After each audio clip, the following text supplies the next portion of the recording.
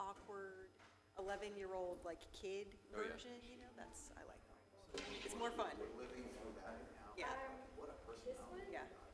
we'll probably get over before lunch, and it's basically just a review of council policies and procedures and the sunshine law, so, there's not going to be any city business discussed. It's more of a training session. But it's different every time. Depends on how long the agenda is.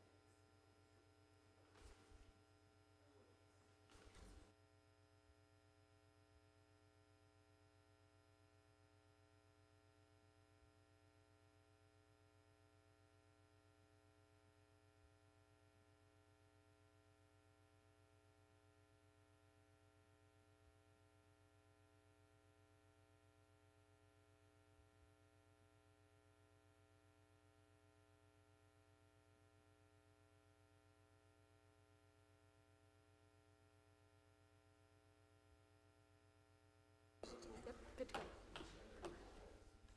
Is everybody ready to begin?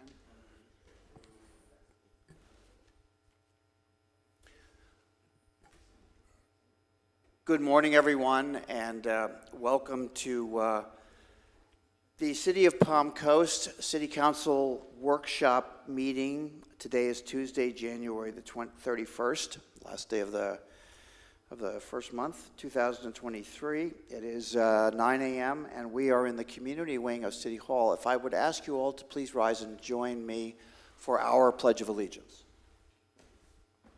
I pledge allegiance to the flag of the United States of America and to the republic for which it stands, one nation, under God, indivisible, with liberty and justice for all.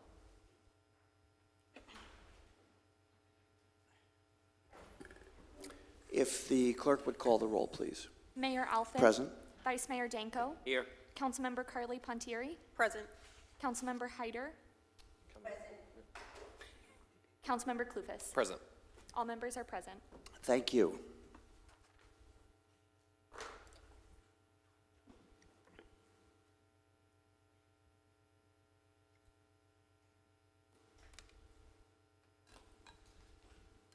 I will now open the meeting for public comment. Are there any members of the public that would like to address City Council at this time? Yes, sir, please come to the podium. And if you would kindly identify yourself. Are you able to get to the podium? Okay.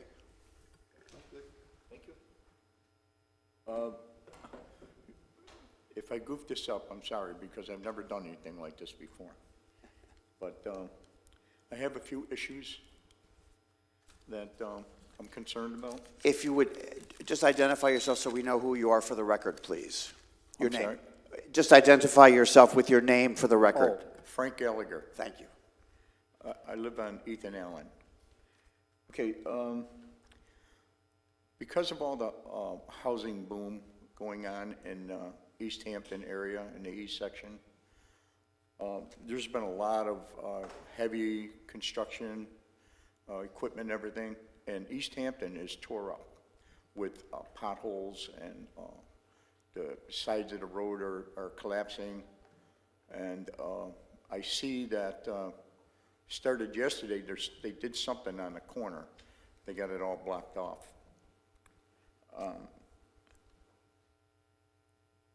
Because there's only one way in and one way out of East Hampton area, I was wondering if there was ever, in the future, another way to put a second exit to get out of that neighborhood in case of a national disaster or evacuation, and if there's any evacuation plans in place for that area. Also, on US 1 going south, when you get to the intersection of Royal Palm and US 1, there's a red light there. You sit to make a left turn onto Royal Palm, you'll sit there, there won't be a car in sight, and you sit there because you got a solid red turning arrow. Is there a way to put a amber one that you don't have to sit there and wait? And the same thing is on the corner of Belterre and East Hampton. to make a left onto East Hampton. They put a new intersection right down the street, and they put the yellow amber arrow on that thing. I was wondering if, let me see. I guess I'm done. All right, well, I thank you for your comment, and the city manager has notes on the comments, so we'll follow up with the resident as you can with your staff. Absolutely, and I would just ask if Carl Cody could greet the resident before he leaves today, because we do have updates on those two items. Thank you. All right. That wasn't as bad as I thought it was going to be. Are there any other members of the public that would like to address City Council? Yes, sir.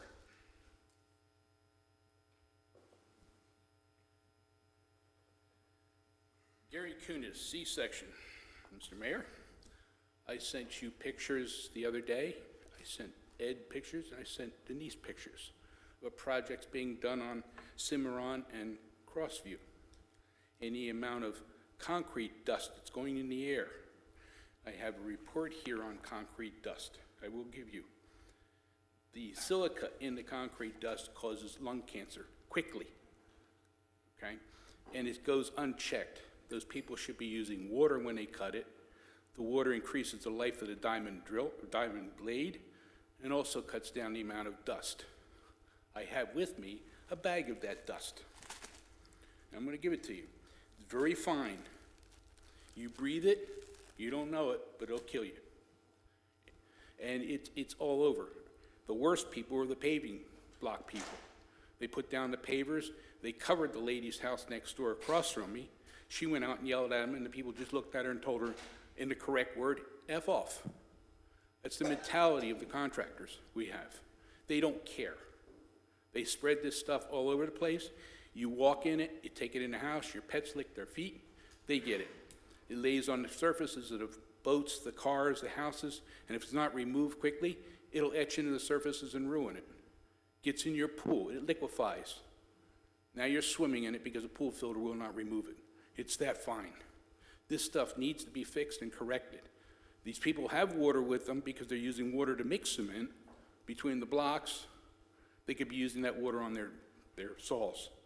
And also, if they're doing a house job that has water already hooked to the house, they can be hooking that to the hose. It was a fight between the two neighbors of getting them to do it. And they just won't. They don't care. And they breathe this stuff. So in time, they're going to get it. The original concrete factories years ago were wondering why their people were dying of cancer, lung cancer, at the age of 25 and 26 after working there for 6 years. And that was the reason. Now there's all these masks and outside air ventilation systems they have to wear and so forth to keep going. I also asked about thatching plates for keeping grass out of the canals or bagging, and nothing's ever been done. The state of Florida has a fine for that, $10,000 a day, which I'll give you a copy of, okay? They throw the grass in by the truckloads. They don't care. The other day I came out and up the street, they were putting trimmings into barrels. They said, oh, good, they're barreling it. They're going to take it away. Oh, no. They went and dumped it all in the canal, 2 barrels full. This is what's going on. This needs to be checked. It needs to be something done. Thank you. Thank you for your comment, and thank you. Pass that along to the clerk for me. Thank you.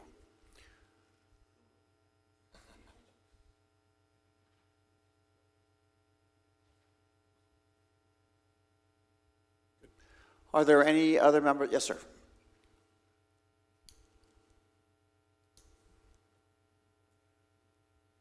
Good morning. I thank you for the opportunity to speak. My name is Glenn. I'm from New England, and I'm a retiree. Moved down to the state of Florida looking for an area to retire in that I thought would be a nice area, a safe area. I moved here 2 years ago, fell in love with Palm Coast. Became a little concerned this spring when I read in the Observer this whole topic of the rollout of the 5G towers down off a clubhouse. A proposed 2 towers down there. And I'm a former government contractor, retired now, as I said, semi-retired. And my goals when I came down to Florida were to open a restaurant, I had a friend that said, why don't you take it slow and see if, make sure you like the area before you go make an investment into it. Learning more about this 5G rollout, I'm not too sure about where I want to put my money as far as putting money into a town and employing people. I'm very concerned about 5G. If anyone's delved into it and done any research, the amount of radiation, the difference between the 4G LTE tower and the 5G is a massive amount of radiation, causing cognitive problems, nausea, vomiting for people. They should not be, there are certain guidelines where these things should not be put into thickly settled districts and residential neighborhoods. I'm wondering who's greenlighting and approving these towers in areas where there are small businesses, schools. Where I lived and bought my house before I closed on it, I did research on the tower that sits about 400 feet off the back of my house. It turns out to be an AT&T owned tower. It's a 4G LTE tower. It puts out minimal radiation. There are acceptable limits. If you take a reader and you read it, it's within the range of safety. But there is a huge difference between 4G and 5G. And I just speak for the safety of the citizens here, for people that don't have a voice, for the elderly woman that lives next door to me that's in her 80s, you know. There are a lot of applications of 5G I would encourage all of you to delve into. I have a saying, in this age of information, ignorance becomes a choice. We all have the internet at our fingertips, and we can research the dangers of this stuff. I'm very upset because I was told by an engineer from the Metronet coming through that they're going to be also retrofitting the 4G tower behind my house. He said the only reason that tower got approval in the footprint that it is because it's a 4G. It sits about 200 feet from a memory center. It sits about 200 feet from the back of houses on Bryn Mawr Lane, and they're talking about retrofitting that to a 5G. If they choose to do that, I will list my house, sell it, and I will take my economic dollars to open my restaurant in another community. So I voiced my opinion. I'm very upset about it. Thank you for your comment. Any other members of the public would like to address city council members at this time? Seeing no one come forward, I will close the public comment section of our agenda this morning. And City Manager, any comments to follow up public comment this morning? No, thank you, Mayor. I've got the notes, and we'll follow up with those that have completed the comment card. And we'll make sure that we have the contact information for each member of the public. Thank you. Thank you. Very good. So we will move forward with the agenda, and we have a single presentation today, which is City Council Annual Training on Council Policies and Procedure, which on the surface sounds like it may be a little bit dull. So let me give you just a quick different spin on that. So I've asked the question, to my knowledge, this is the first time in over 2 decades, or really since the city was founded, that an entire workshop has been dedicated to formulating the best policies and procedures for City Council's presentation, promotion, communication, and engagement with the public at public meetings. I think that each of us has the opportunity now to define how we will represent ourselves as a collaborative city council for the foreseeable future. And if history is a forecast of the future, then this could well be in place for decades to come. Hopefully it'll be updated and upgraded, but nonetheless, I think the matters at hand are very, very important. We'll do it one time today, and I would encourage a healthy debate on how each of you feel and think that we should present ourselves so that we can collectively come together and stick to our policies and procedures moving forward. So with that, I would turn it over, I think, to City Manager, Ms. Bevan, to kick it off. Thank you, Mayor. Today, we're here to cover various policies and procedures. This is a team effort, so the unusual sitting that you see today is because we're going to work through this together with Virginia, focusing on records, and NASA with a lot of the regulations, sunshine, those areas of expertise. And I'm going to kick us off to start talking about the city council meetings, policies and procedures, agenda format, rules of debate, and public input. So you see here the format of most of our slides. We're going to talk about city council meeting policies and procedures. The other policy that is going to be covered mostly by Virginia and NASA, our policy for elected officials regarding public records and use of email, texting, social media, and city-issued devices. So the red references to policy page and section is so you can cross-reference within the actual policy of what we're covering. And if you have any questions about the language or the intent or the merit behind the actual policy language. So we're going to start off with setting the agenda. The city manager sets the agenda with the city clerk. Every Monday, staff holds a pre-agenda meeting where items are placed on a calendar for when items will come before city council. And you will see this in your packet each time that we're preparing to come to city council as a worksheet, and it's called our future calendar worksheet. A staff member from each department will create the agenda item at least 2 weeks in advance from being heard at city council. There is a workflow process for approvals. The first approval is our wonderful deputy city clerk or records analyst review. The next is the director's review, then budget review, finance review, and finalized by the city clerk. So there's a workflow that involves numerous parties before it reaches you through your email or by packet. So with placing items on the agenda by city council, matters may be placed on the agenda by the city manager or by any member of the city council. When a city council member wishes to place a matter on the agenda, the city council member shall raise the matter at a regular city council meeting or workshop and seek the city council's consent for inclusion of the matter on the next available regular agenda, or in exigent circumstances or circumstances clearly warranting immediate action on the current agenda. A city council member may not unilaterally add a matter to an agenda without the majority of the city council's prior approval. So for an example, if we had a member of the public that was very passionate about wildlife, close to my heart, and they wanted to have a new wildlife crossing across I-95. Well, ambitious, I know. Seconded. This request, Polk County. this request needs city council consent to place this item on the next available agenda. So moving on to the next item on this slide. Just to reinforce, that's a hypothetical. I just learned that word recently, but that's what that is, right? Like the WKRP turkey giveaway. There you go. I just wouldn't go with it. Sorry to interrupt, go ahead. No. It's a hypothetical, yes.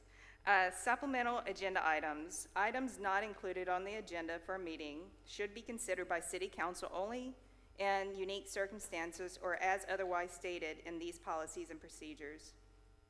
For issues that are time critical or cost sensitive to the city, if the supplemental agenda is approved, the city manager shall modify and reprint the agenda, table of contents, and redistribute to all persons who receive the initial agenda if time permits. So we do have occurrences where agenda does go out and you would get a supplemental email from Virginia that says this has changed, and usually is because it's time sensitive and there's a matter that really is a benefit to the city, and we want to make sure we get it in front of council so you can take action or at least hear through a workshop what the item entails.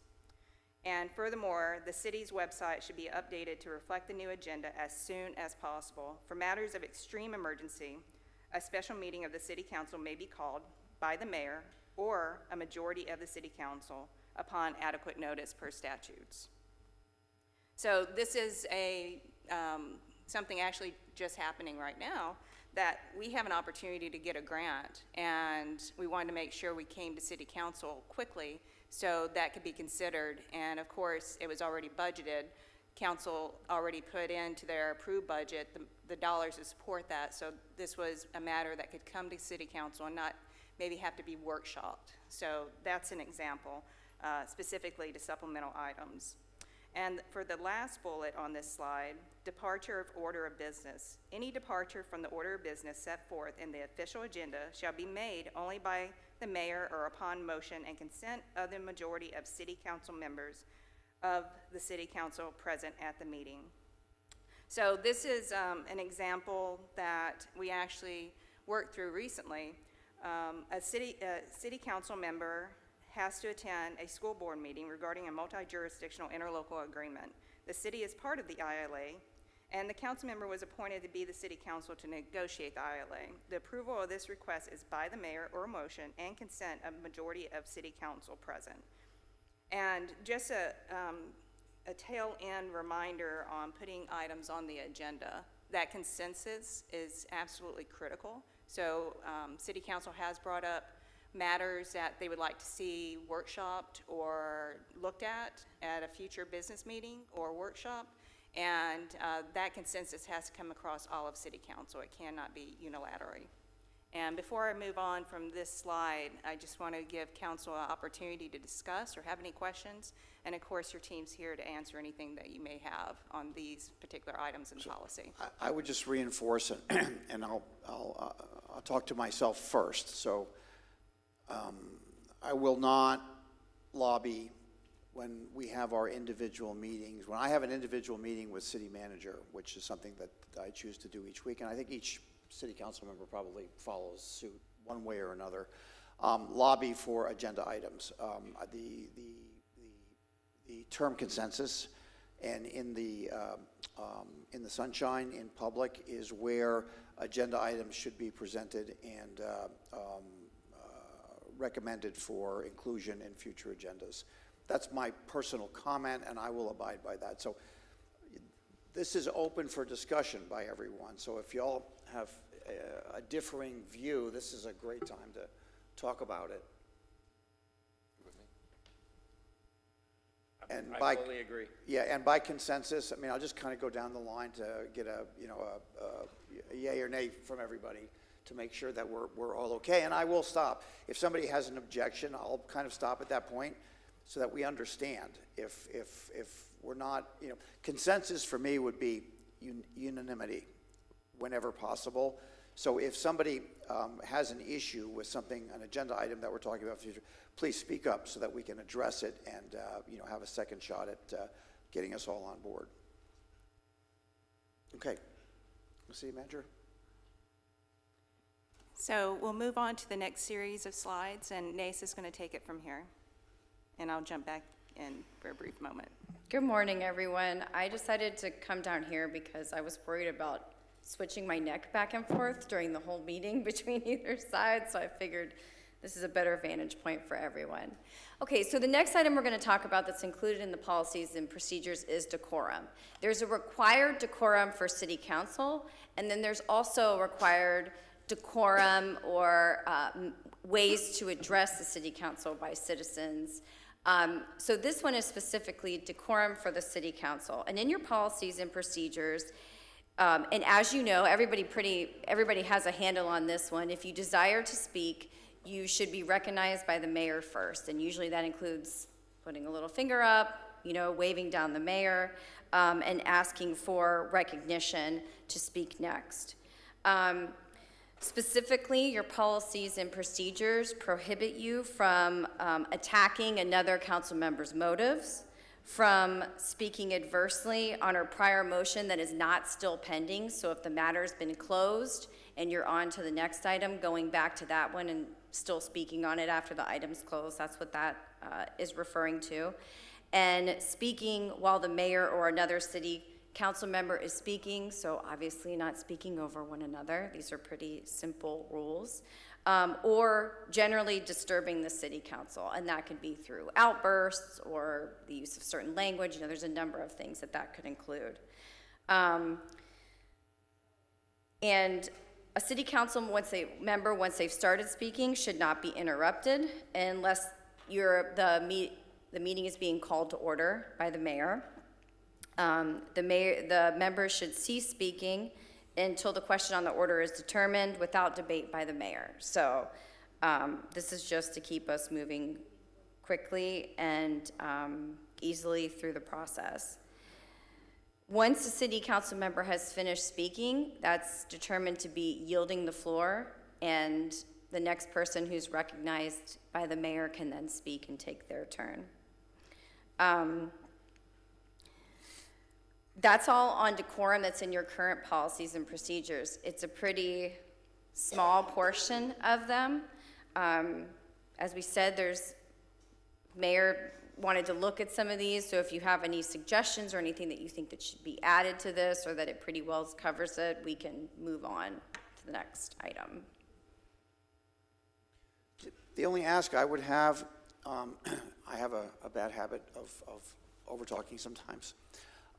If y'all are speaking, making a point, an issue, a debate, whatever it is, if when you are finished, if you can yield, just so, because during energetic meetings, I want to make sure that I don't miss, and I would never want to cut anybody off. And if you want to pause, that's fine. Just give me a yield at the end so that we're clear that at that moment you're finished until next go around or whatever.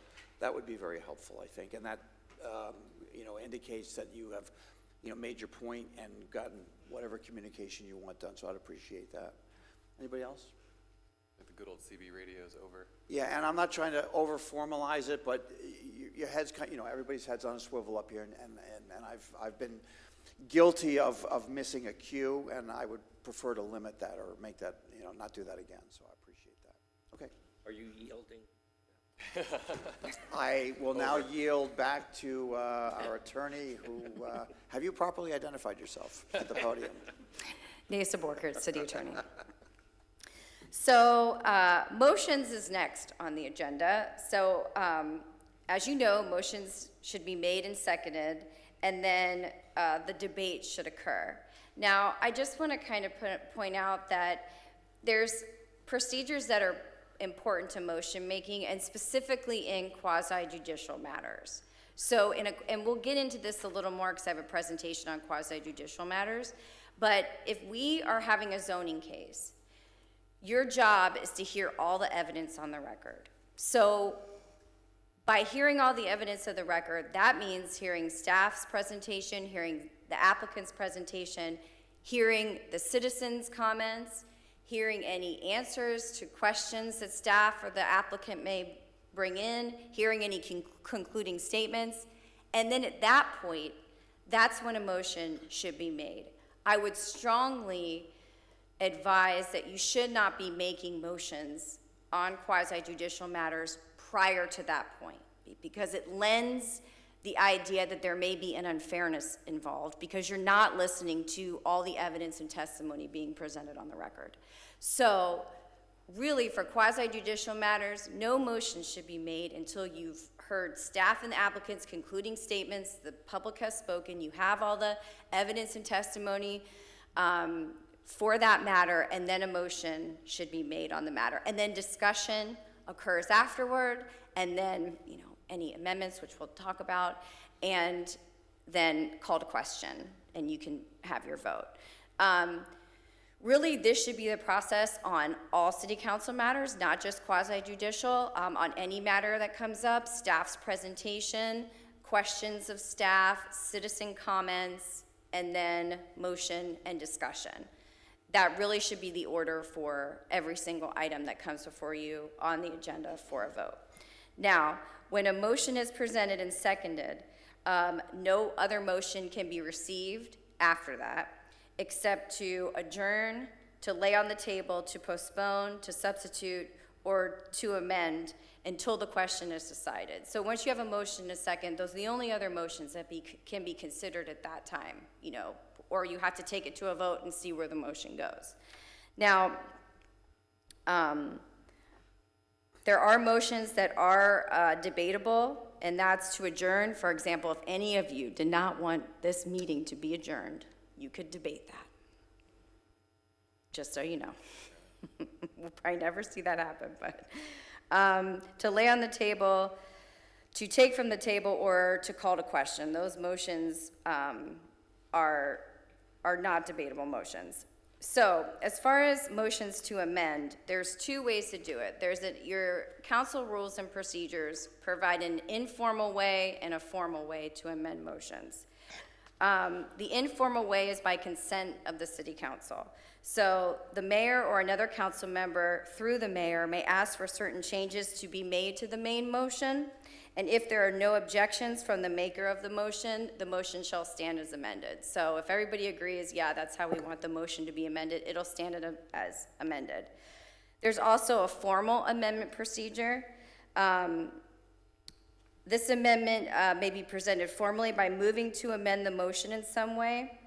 If it is in the form of a formal motion to amend, a second shall be required and discussion follow on the amendment. If the amendment passes, the main motion shall be the motion as amended. If it fails, the motion shall be the motion as it was before the amendment was presented. So you have a motion on the floor. I move to approve this contract. Okay. I have a motion to amend the main motion to approve the contract with the following conditions. In a formal amendment, City Council would vote on that amendment, that would amend the main motion, and then you would vote again on the main motion as amended. So that's just, there's one additional step in formal motion making, rather than the informal motion where you would say, I move to amend, I'd like to amend this to add the conditions of staff, because maybe you forgot to mention that in your motion. Everybody says, oh, yeah, we want to approve staff recommendation. Then informally, you can do that. So just know when you formally amend a motion, you'll have to do a call to question on the amendment and then on the main motion as amended. Any questions on that? So, if I could just back up just a little bit before at the beginning of at the conclusion of the presentation of evidence, City Council in the past has from time to time begun to make comment, discuss, debate the issue to some extent. Am I hearing you correctly that we should wait to have those conversations until after a motion is made? If it's possible. Discussion should occur after a motion in a second. However, sometimes discussion is required to get to the point to put a motion on the table. Okay. That can happen. Just more importantly, you want to make sure you've heard everything first. But typically, if you don't have a motion coming right out of that and there needs to be discussion among city council to determine what that motion maybe should be, or there's something that's outstanding, then you can do that to get to the motion, then you can discuss further after it's on the table. So I will ask you this question. So after all evidence has been presented, is it appropriate if a motion is not forthcoming for me in particular to call for a motion? You can ask for a motion. I can? Yes, as a mayor. Mhm. Okay, all right. Yep, definitely. Questions? Okay, next slide. Oh, I think I pressed it. Okay. Up to Denise. This is back to Denise. So specific to public input, obviously the city council recognizes the importance of protecting the right of the public to express their opinions on the operation of city government and encourages city participation in the local government process. The city council also recognizes the necessity for conducting orderly and efficient meetings in order to complete city business in a timely manner. Public participation shall be encouraged in order that the public interest may be served with regards to all matters. Also, it is acknowledged that quasi-judicial proceedings require special treatment, as NASA has shared, requires special treatment, and in order for the city to work with the requirements of controlling law and afford administrative due process to all parties. The mayor shall seek guidance from the city attorney as to quasi-judicial proceedings as may be necessary under the particular circumstances of the matter.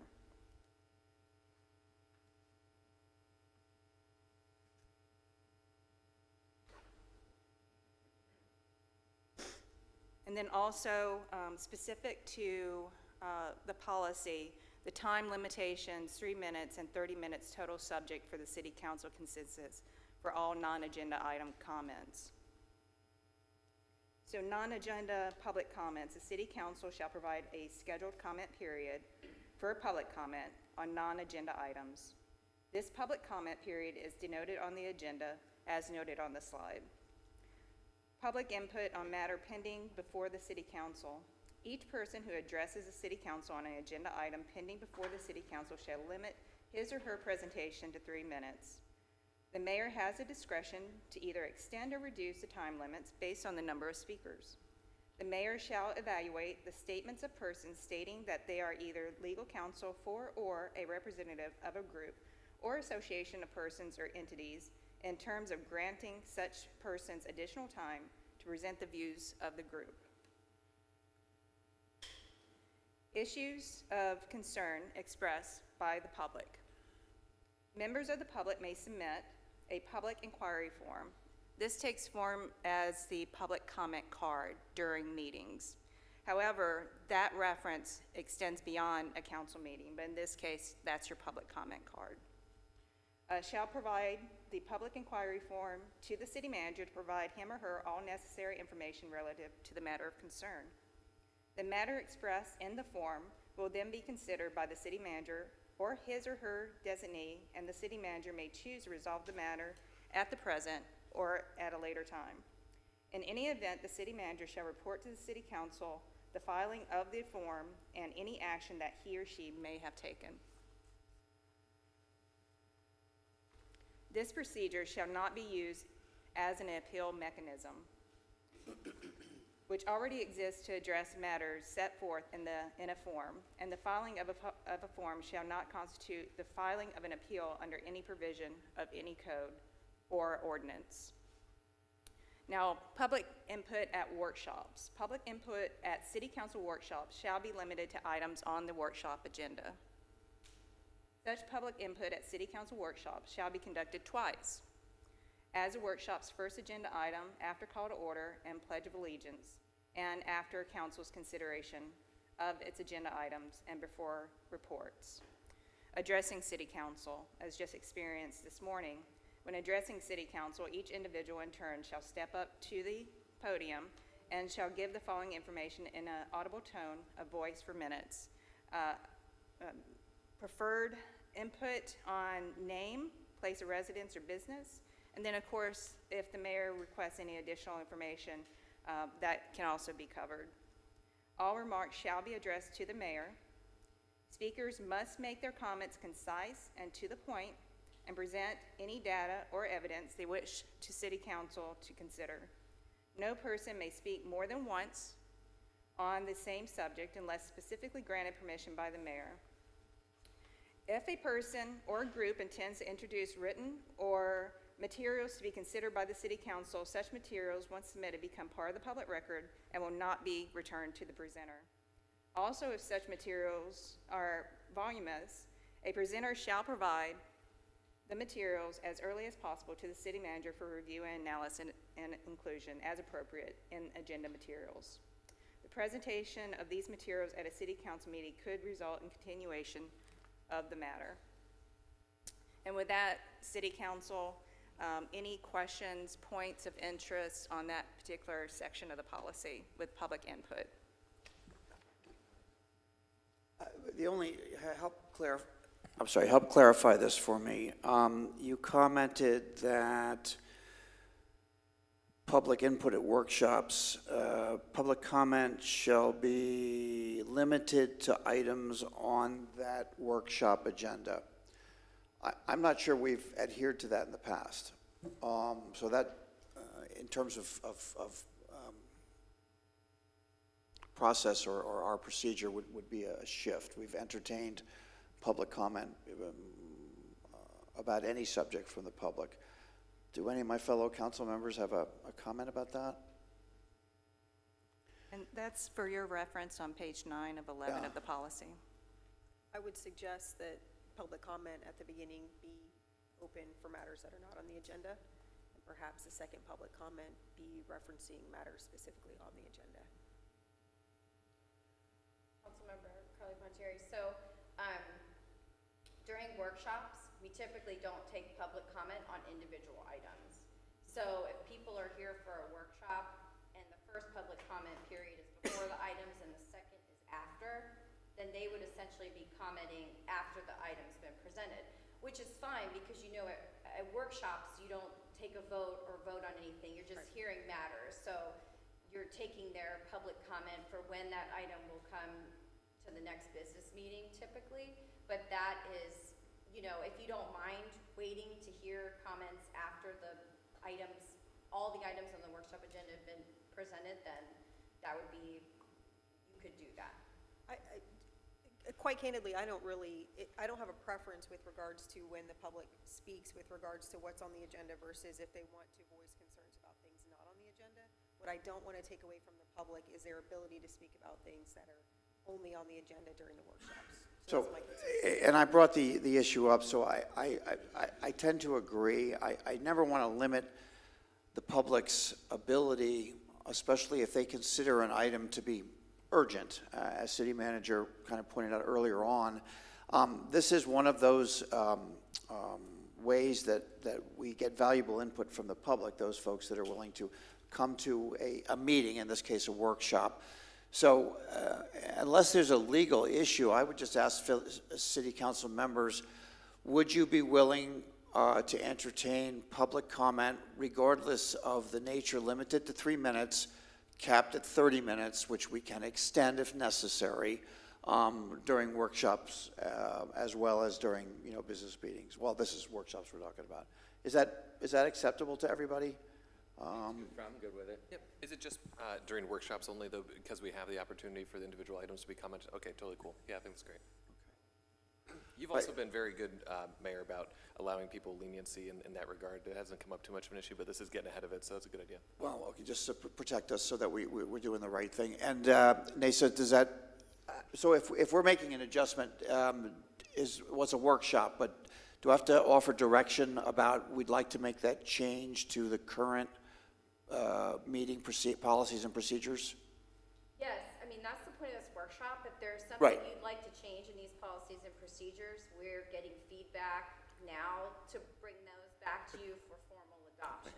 So that we have a can- consensus on that item at this time, on the So that item is discussion. for both, if I just may repeat, so make sure staff, we have it correctly. For workshops and for regular city council meetings, you want the public to be able to comment during the first public comment period on any items on the agenda or any items not on the agenda.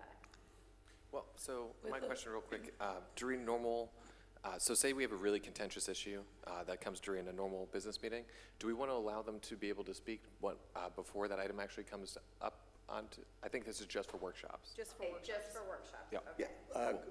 Good point, yes, because you want to consolidate those comments at the appropriate point in the agenda. That's very good. And Nasa, since you bring it up, so I don't know if I'm ahead of myself here, but I'm going to raise the issue now. I've done a lot of research, a lot of other municipalities, a lot of other meeting types, and the city of Palm Coast has allowed 2 separate public comment periods during its meetings. The question I have for city council members, and I'm not even sure where I stand on this yet, but I think it's worth a debate. Should we have 1 public comment period in order to streamline the meeting and maintain focus? It's a question.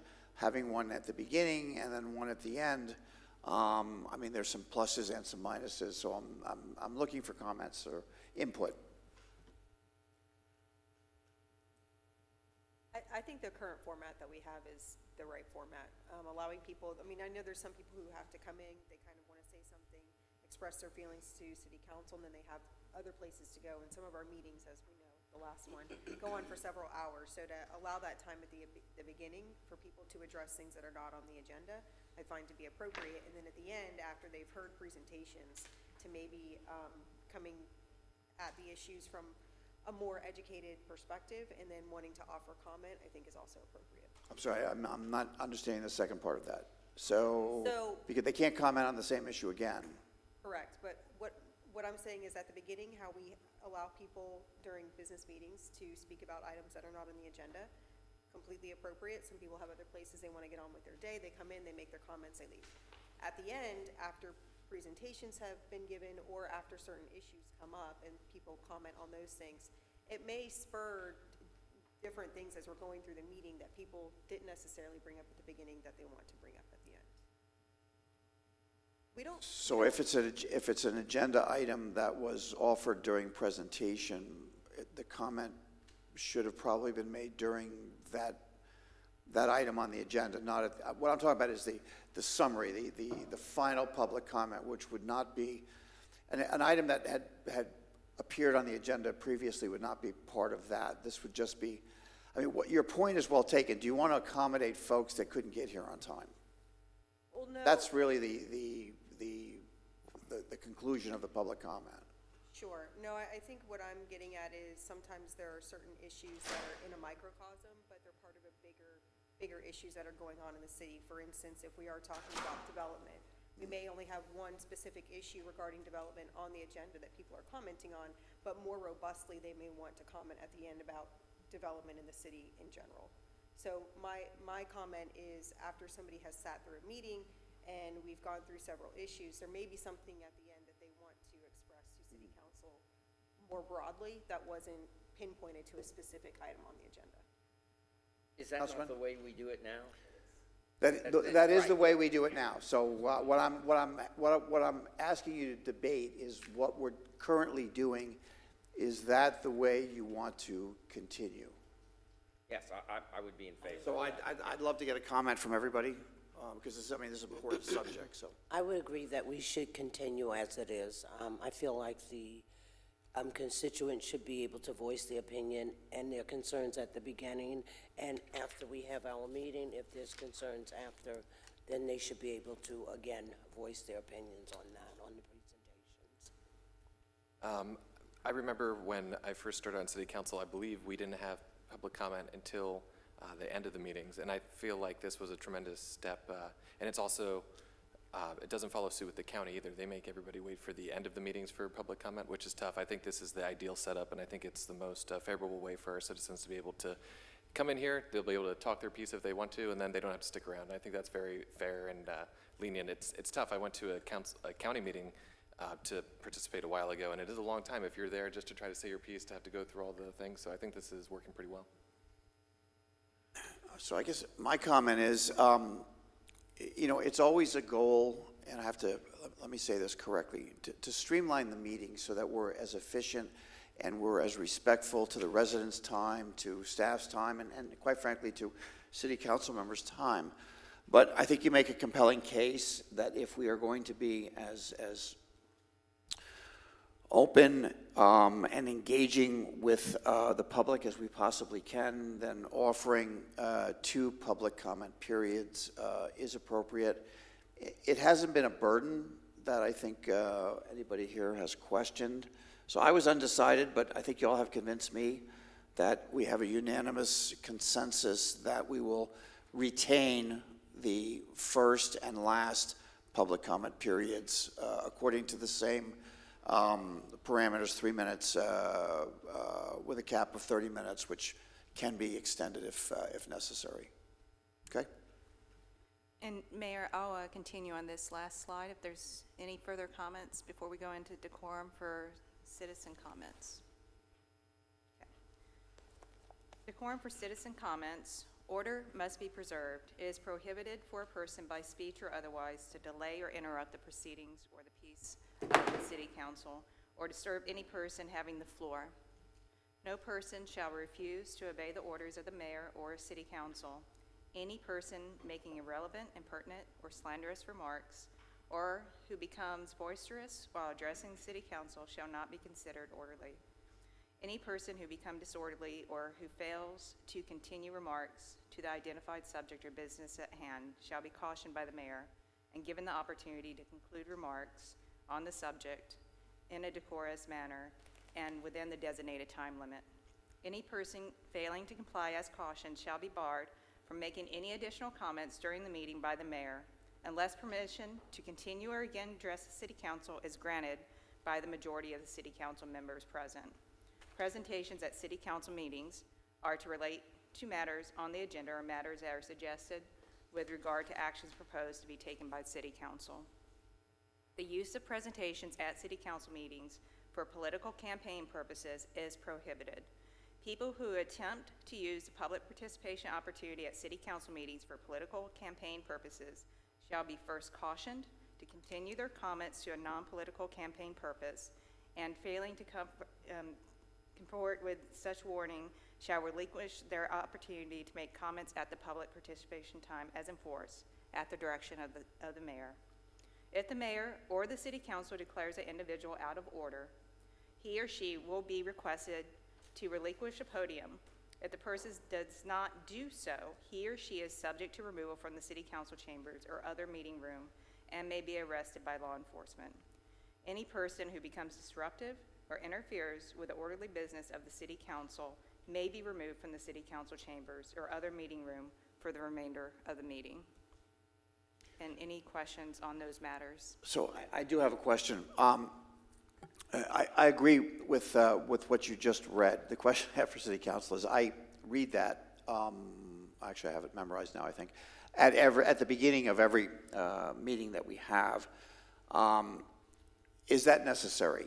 The fact that it is a part of our policy and procedure going forward, we can always refer to it should we need to employ any part of it, or do you want me to continue to state that at the beginning of every meeting? It's just a question. Is there any value to it? Sets the tone. Okay. I agree, I think it should be read. It's so shells. Then we will not change the current policy.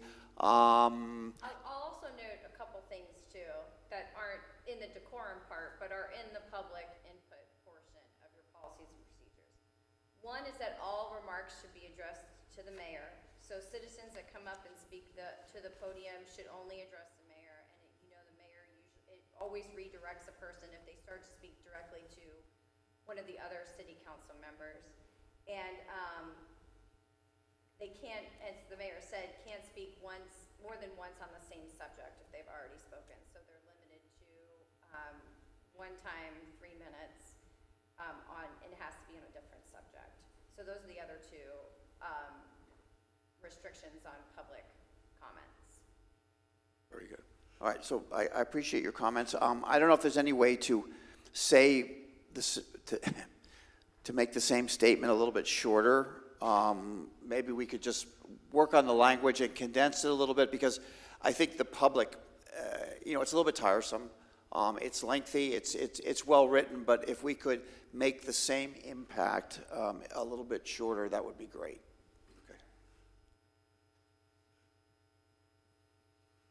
Okay, so we're going to close out this slide. Please advance the slide for us. Thank you. So I'll turn this back over to NASA with Appeals and Sunshine Law.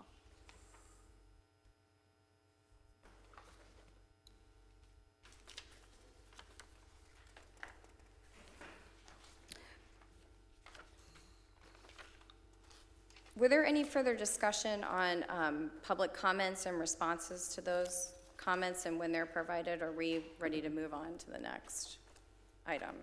I'm sorry, say it again.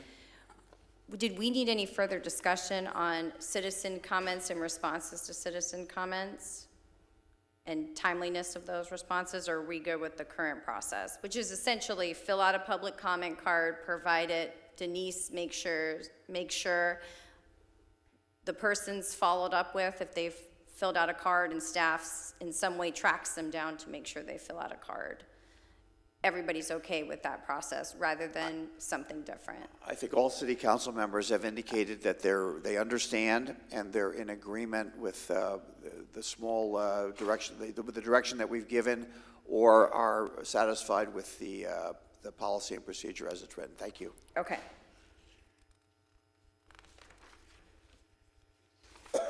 Okay, so I just wanted to make sure everybody's on the same page, because we're moving on from our policies and procedures now into other items, so we can always go back, but if we're good, I will move on. So, One thing that you don't get a lot of, but you should know exists out there, are appeals to city council. And there are different methods in the Code of Ordinances and in the LDC that provide for appeals to come to the city council. Some of them are for certain code enforcement board decisions, not all of them, but on some matters that they have the authority to hear. And in some land use cases, appeals from the PLDRB, when they make final decisions, can come to the city council.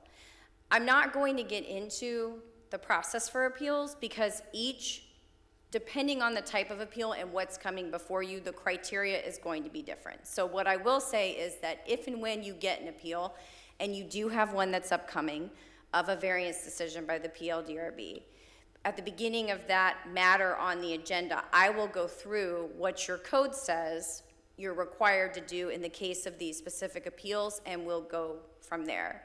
But you should know that there are different standards and that appeals could come before you, and I'll discuss them at that time. So just as long as you know that they're out there.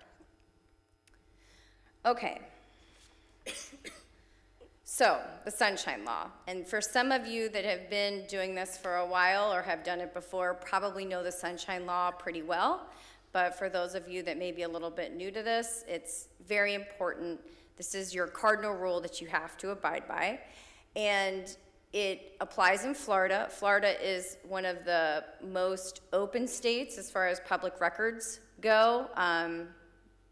The legislature and local governments try to do all things in the sunshine. That's the goal.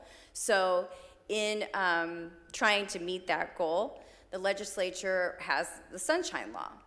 And this applies to any gathering of 2 or more members of the same board or council or commission to discuss a matter that may foreseeably come before that board.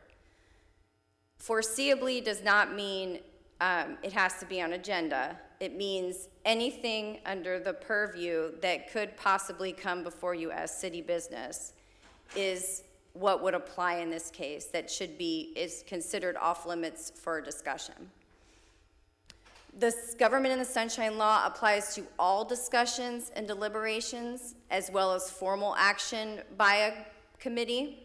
The law, in essence, is applicable to any gathering, whether formal or casual, so that's meeting outside in the hallway, running into each other at Starbucks, all those apply, of 2 or more members of the same board to discuss some matter which foreseeable action will be taken by the public board or commission. There's not a requirement that a quorum be present for this law to apply, so it doesn't mean that there only has to be 3 of you, it's 2 or more. And you have to be on the same board. And this applies to any types of communications, over the phone, in person, over email, over text, and other ways too, which I'll get into. Any discussion on items that may come before the city council should be done here, between when the mayor hits the gavel to start the meeting to when the mayor hits the gavel to adjourn the meeting. So the open meetings law, in addition to what I just described to you, requires 3 things. That these meetings that we're having here be open to the public, and that means providing sufficient space for the public to attend. You've provided reasonable notice of the meeting to the public, and that reasonable notice depends on what are the items you're considering. It's different for a zoning item, it's different for an emergency item that's necessary, it's different for a regular agenda item, and that minutes of the meeting are required to be taken, and the clerk takes care of that for us. So when we're interpreting the Sunshine Law, when the word meeting is used, that doesn't necessarily mean there has to be a meeting that occurs. There doesn't have to be, you don't have to be sitting down for a meeting. It can be anywhere, over the phone, like I said before, via text, via emails. All those are considered meetings under the Sunshine Law. It only applies to members of the same council. So you are all free to talk to anyone on the Board of County Commissioners for Flagler County. That is not a violation of sunshine. You can talk to someone on a board that you're not a member of, but for your liaison duties, so if you're going to the TPO and there's TPO board members, TPO's a sunshine law board, so you cannot talk to them outside of a meeting. But anyone that you're not on another board with or liaison with, you can speak with. Also, you cannot use what's called a conduit to pass information around. You will notice in your conversations with Denise or I, we are very careful not to act as a conduit. We will not take what one council member says to us and tell another council member what that person said. And we will not pass along the information that you give us to another council member. That is a de facto violation of the sunshine. You're acting as a conduit, and we would not, obviously, we want to keep everybody on the right side of the sun, so that will not be happening. So if there's a violation of the sunshine law, that makes anything that comes out of that violation void. And you will have to bring it back, take it through a public hearing again, and essentially re-adopt it or approve it, whatever the item is. There's been actions before on zoning ordinances where there's found to be sunshine law violations, and they've had to bring the zoning items back and redo them essentially. So that would not be good and kind of a waste of time for everybody. And as I said, a violation can be cured by reconsidering the matter at a later public meeting. However, you have to have full debate in a full public meeting to make sure that there's an independent decision that's made. Okay, and we're gonna get into this a little bit more later, but what this slide is telling you is you're required to vote. Your job as a city council member is for you to come up here and make the hard decisions. So you are required to vote. The only times that you are accepted from voting is if there's a voting conflict, and we'll get into that when I talk about ethics, or if there's a quasi-judicial matter where a member must abstain to assure a fair proceeding free from potential bias or prejudice. This only applies to quasi-judicial meetings. It's a relatively new exception. The best way that I can describe it is, say, for example, you live in a neighborhood and one lot away from you, they're going to rezone the property to build a big box store, okay? So you're approximately 100 feet away from a potential commercial property. If you feel very strongly that you don't want a big box store built 100 feet away from your home with no buffer or whatever, you could probably, this exception would probably apply to you, that you would come into this proceeding and you cannot assure a fair proceeding because there's potential bias or prejudice there because you are so close to the zoning that's occurring. This is used rarely because I said it's your job to vote, so it should really only be used in those instances where you really can't make a fair decision. Okay. I have a question on that. Sure. Lisa. Is that from an objective standpoint or like a reasonable person standard, or is there any direction on that? No, it's a relatively new exception to the statute. I've never seen any case law interpreting it or someone challenging it and saying, oh, this person should have recused themselves, but they didn't, and they still voted, and they were biased, and they were required to. I have not seen case law on that, and I don't know that it exists. So I'm sorry, I can't answer that. I can do more research. I haven't ever heard, it's such a small thing, but it exists, so I'm required to talk about it. But I've rarely ever, I've seen it used in one other case in all my boards and cities that I represent. But in reasonable man, your theory, you're suggesting that you're being affected differently than the public at large. In other words, you're being affected to the influenced or point. affected as kind of an individual. You're being affected to the point where you can't make a fair decision on the matter. So you're being very much affected, okay? Because your jobs in quasi-judicial decision-making is to be fair, follow the criteria, base it on the evidence that's presented to you, and if you have this prejudicial bias that's so overwhelming that you can't do your job, then that's when it would apply.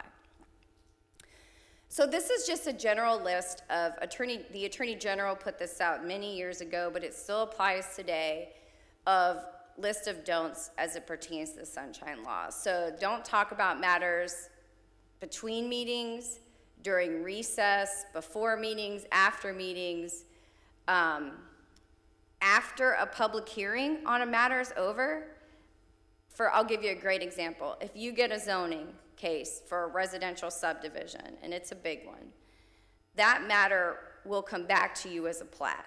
Okay, so say the zoning case gets over, it's all done, you voted to approve, and then you leave and you talk about it with your fellow city council members. No, that action is gonna come back through a plat. Most things that you do here, most contracts that you do, they come back in different phases. They're always coming back. So even if you think a matter may be finished, if it has to do with city business, just refrain from talking about it with the other council member, with another council member. Basically Fight Club rules.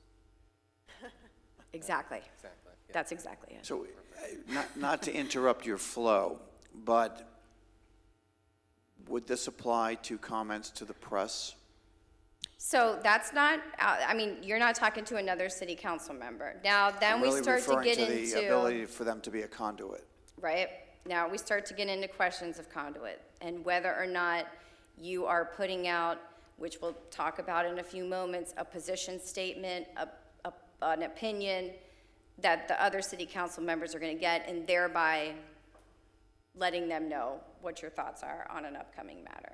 So what if you're at a political event together, a political party meeting, you know, and That's allowed. You're asked a question, you know, and another person is at that meeting who sits on the same council as you do. Right. I There's mean, been. At what point does freedom of speech take over?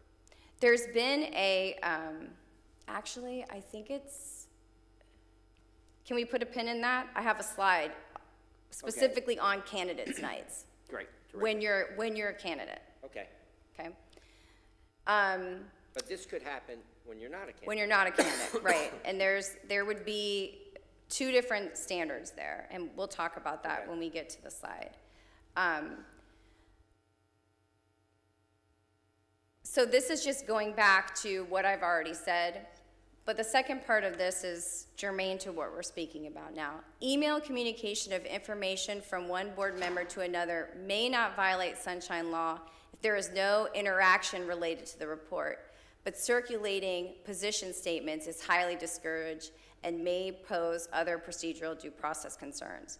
So if you're getting email correspondence, number one rule is do not reply all when you get an email correspondence from the city manager or anybody else. You always just reply back to the city manager. If you reply all, you're replying back to other council members, and that's been held to be a Sunshine Law violation, even on mundane matters, as long as it's city business.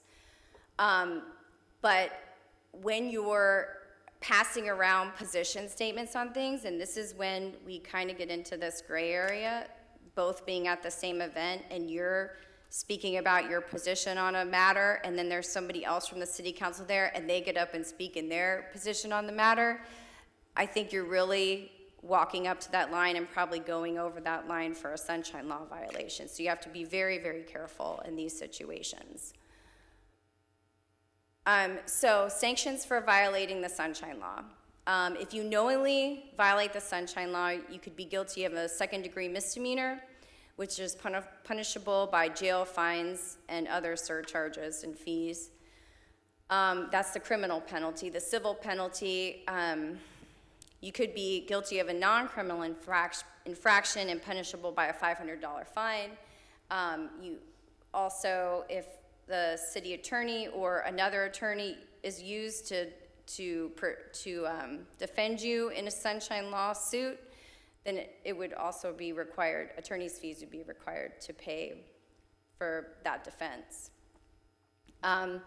This is an instance in 2011 where in a mosquito control district, one of the members of that board had to pay a fine and court cost because after an email that was sent out by a fellow commissioner trying to establish a date to interview a director for the mosquito control board, one of the board members replied all to that and said, oh, I'm available on these dates, and that was considered a sunshine law violation. Somebody called him on that, and the Commission on Ethics fined him. So this just goes to show that even the smallest, this is a very small infraction, you know, but this person happened to be found guilty and had to pay. Just remember that sometimes just merely speaking together, you know, can give rise to suspicion, so just be careful. And here's the slide we were talking about earlier. The sunshine law is not violated by attendance of all members at a candidate's night as long as the board members don't speak among themselves about government issues. So if you're not speaking to each other about the issues, if you're getting up and making generalized statements, I believe in this or that, or, you know, I support this person, whatever, I think those would be acceptable. I think if you started to move into a place where you were talking about, you know, items that are upcoming and telling how you were going to vote and another person was there, I think you may run into some trouble if you were reported. But you could find yourself in a position where you're addressing people, another member or other members are present. Right. And you state to the people you're addressing, I pledge to do this, or I won't do that. I mean, that's a public sort of forum that it's hard to avoid. Right, it's What if very you had- hard to avoid that. What if you had two members of a council or county commissioners or whatever running against each other and going to a debate? How would you deal with that?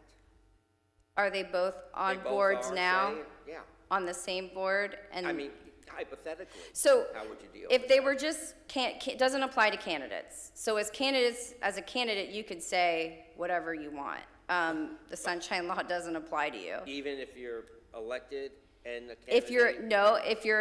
If you're only a candidate and not on a board now, right? You right. could say whatever. If you're on a board now and you're a candidate, it is a difficult spot to be in because you don't want to violate this. So I think you could say, I pledge to do X, Y, and Z.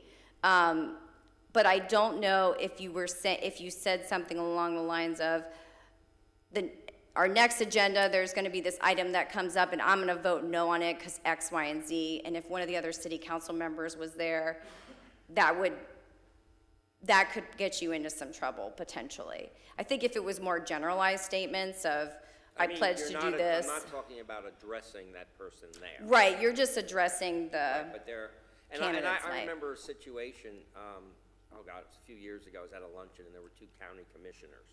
Right, And it concerned our sheriff's building. One of them wanted to tear it down, and one of them wanted to, Right. Rehabilitate it.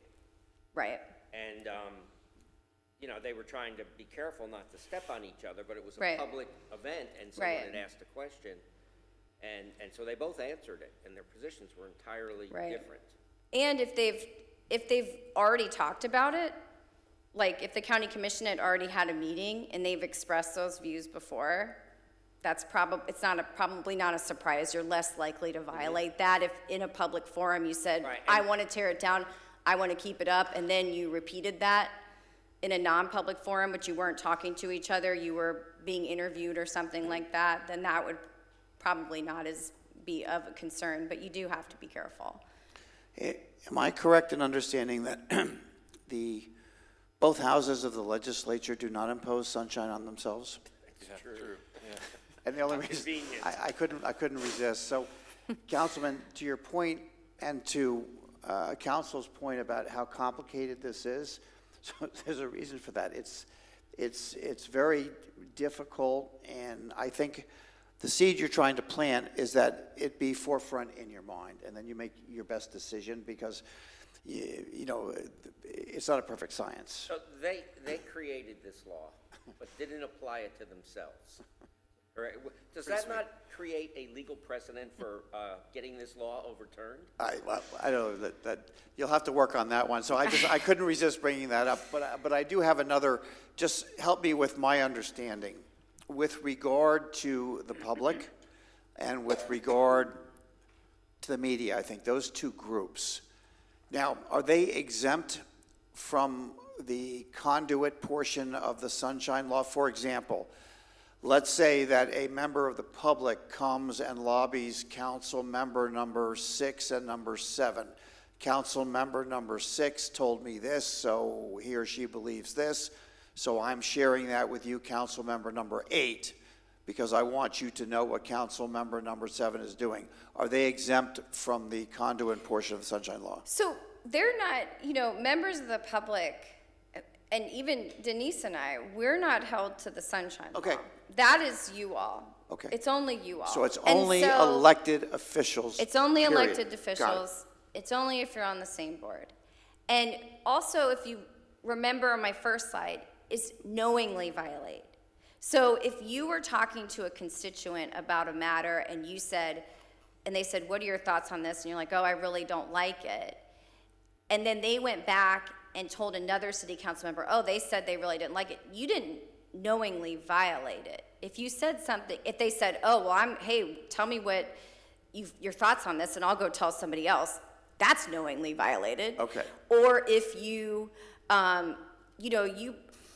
or if you do something else and say, hey, go let them know, kind of pass this along, that's knowingly violated. But if you're talking to someone and have no idea that they would, if it's someone in your district and you don't foresee them going to another district, how do you knowingly violate that? It really is fact specific. But I would just be careful what you say, and also keep in mind that your vote counts, but it's not the only vote. Your decision has to be made as a collegial board. So you have your opinions on things and the way you may want to see things turn out, but you need the rest of the city council to agree with you to make that happen. So just be careful in those situations. And then I'm just laying the groundwork for you all just to help you, because it's not any of us that gets in trouble. It'll be on you for the violation, so. Thank you. And one more question. I don't want to go back too far. I didn't bring it up earlier, and it may be more appropriate later. When we are evaluating the evidence that is presented to us in a quasi-judicial matter, there are lanes of questions that are appropriate to ask during those matters. Are you going to cover that later? Yeah. Fine. Yep, I'm going to cover that later. Okay. All right, it's also applicable when a single member of a board has been delegated authority to negotiate on behalf of a commission or a committee. If you remember the school district ILA, we had delegated someone to go and negotiate that contract and bring it back, but the person that's negotiating it is on a board, and that needs to be in the Sunshine too. And another example of a violation would be you writing some type of white paper about a subject that's upcoming and sending that to all your other city council members. Obviously, that's prohibited. That's a direct knowing violation. Okay, ethics I'm going to go through rather quickly because there are trainings that you're required to do. You each have a 4-hour training that you can do, and I have the websites at the end. Maybe many of you have already done them. That will go a lot into ethics, so I'll let them talk to you about that, but I'll go through a few things generally. So we talked about, this should be voting conflicts, not verifying conflicts. I'm sorry, totally missed that. So the voting conflict, the other voting conflict, not the quasi-judicial bias voting conflict, this is the main one that we deal with, is under section 112.3143, which is no municipal or other public officer shall vote in official capacity upon any measure which would inure to his or her special private gain or loss, or to the special private gain or loss of a principal by who the officer is retained, so that is your employer or your business partner or something like that, clients, a parent organization of your employer, any of a relative or business associate, father, mother, son, daughter, husband, wife. This list, there's actually a specific list of who this applies to as to family members, and this is it. And when we talk about the special private gain or loss, that is specifically economic.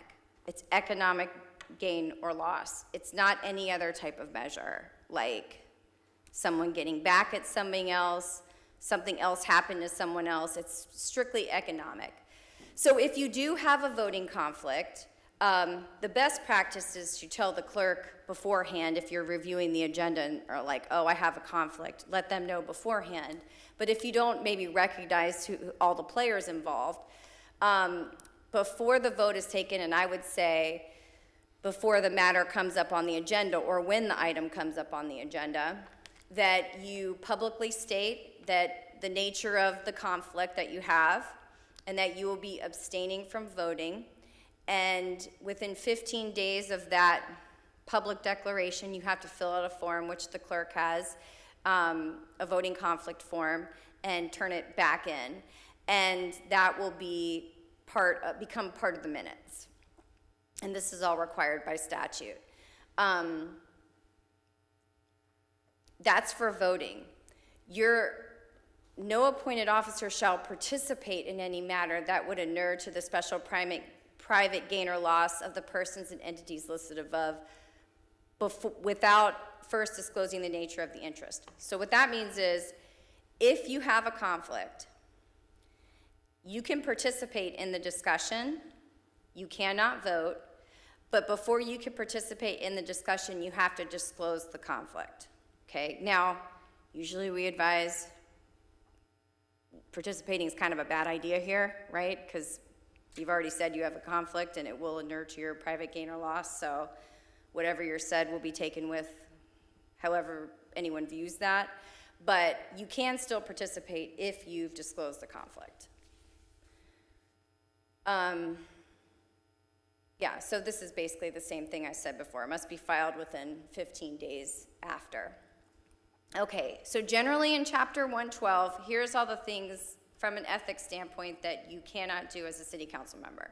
Solicit or accept anything of value, such as a gift, loan, favor, or service, given for the purpose of influencing votes or actions. Be very careful on accepting tickets, on accepting free gym memberships, on accepting any type of any gift from here on out due to the fact that you're a city council member. There are hundreds, maybe even thousands of ethics opinions on giving gifts and how to do that and how to accept a gift, for example, a concert ticket, but then pay it down to under the gift threshold so that you don't have to report it. This is a very intricate and wide area of the law, so I would really, if you have questions on it, and if you watch the video, the 4-hour training, and it doesn't sufficiently talk about gifts, donations, and other ethics issues, please come and talk to me so we can make sure that everybody's operating above the board. You cannot do business with one's own agency. City cannot do business with your own business if you have one or someone that you work for. There is a way for this to occur through a sealed bid process. If that ever comes up, please come and talk to me and we'll have to work through it to see if it can happen. Use your position to secure a special privilege or benefit. Hold conflicting employment or a contractual relationship. Misuse privileged information. Appoint, employ, or promote or advance relatives. Vote on any measure that would inure to your private special gain or loss. And you must, as you know, when you filled out your Form 1, I think, yeah, your Form 1s, you have to disclose personal interests, financial interests, contributions honoraria on that, but you also need to make sure you're filling that form out. And penalties for any ethics violations can include removal of office, censure, restitution, and a civil penalty up to $10,000. So here are all the different options for your required ethics, public records, and sunshine law training. I would definitely suggest you doing one of these sooner rather than later, so you know what the rules are for your position. And now we will move on to the policy for elected officials, which I believe Virginia will be taking over now on public records. Does council have any questions? Oh, yeah. For NASA? Okay, so I'll begin with public records.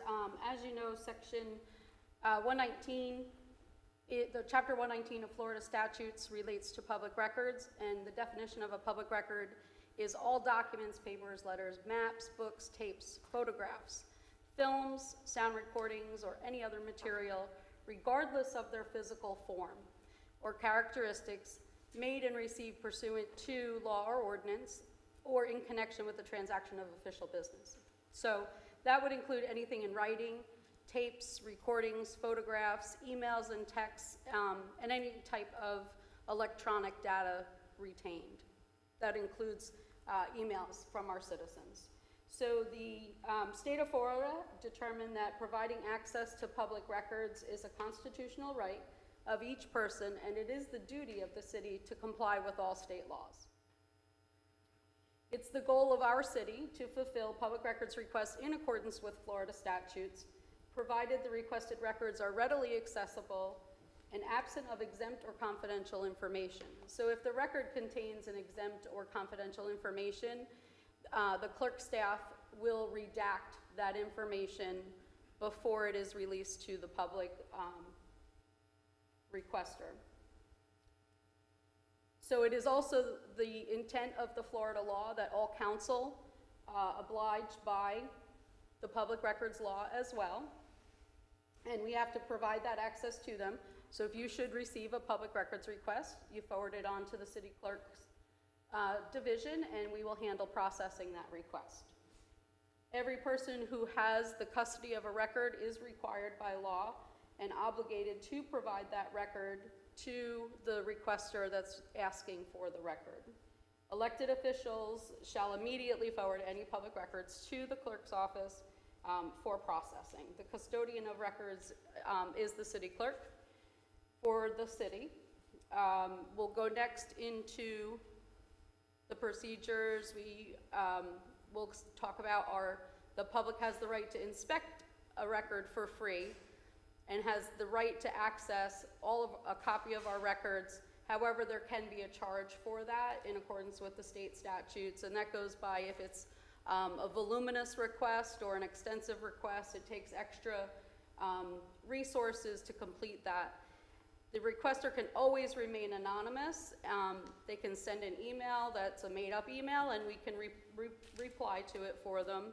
The request can be oral to one of you, and anyone can make the request, even if the purpose is for a monetary gain or partisan politics. So that would be, anything where they're gonna use the material that they requested for their business. They absolutely have the right to those records. We cannot ask them why they want to use the record. The documents have to be produced within a reasonable time to allow review for exempt and confidential information, and many governments have been penalized for delays in producing a record. There's no objection for an overbroad request. Requests can be made throughout litigation and can tie up staff. And so if there was requests that came in and it just kept coming and coming, one right after the other, we can go to our city manager and request additional assistance in producing the records, because they've been just a lot of them. The government must state the legal basis for why we're going to refuse to provide a record or part of the record. That would be an example of they don't have the proper identification, For example, for an EMS report. So if somebody wants the EMS report, it has to relate to that person, or they have to provide either letters of administration, an authorized request with a notary, or it has to be the person themselves. Or a subpoena from the courts as well. Emails, text receipts, and retention. The emails and texts made or received in connection with official business are public records and are subject to disclosure in the absence of a specific statutory exemption.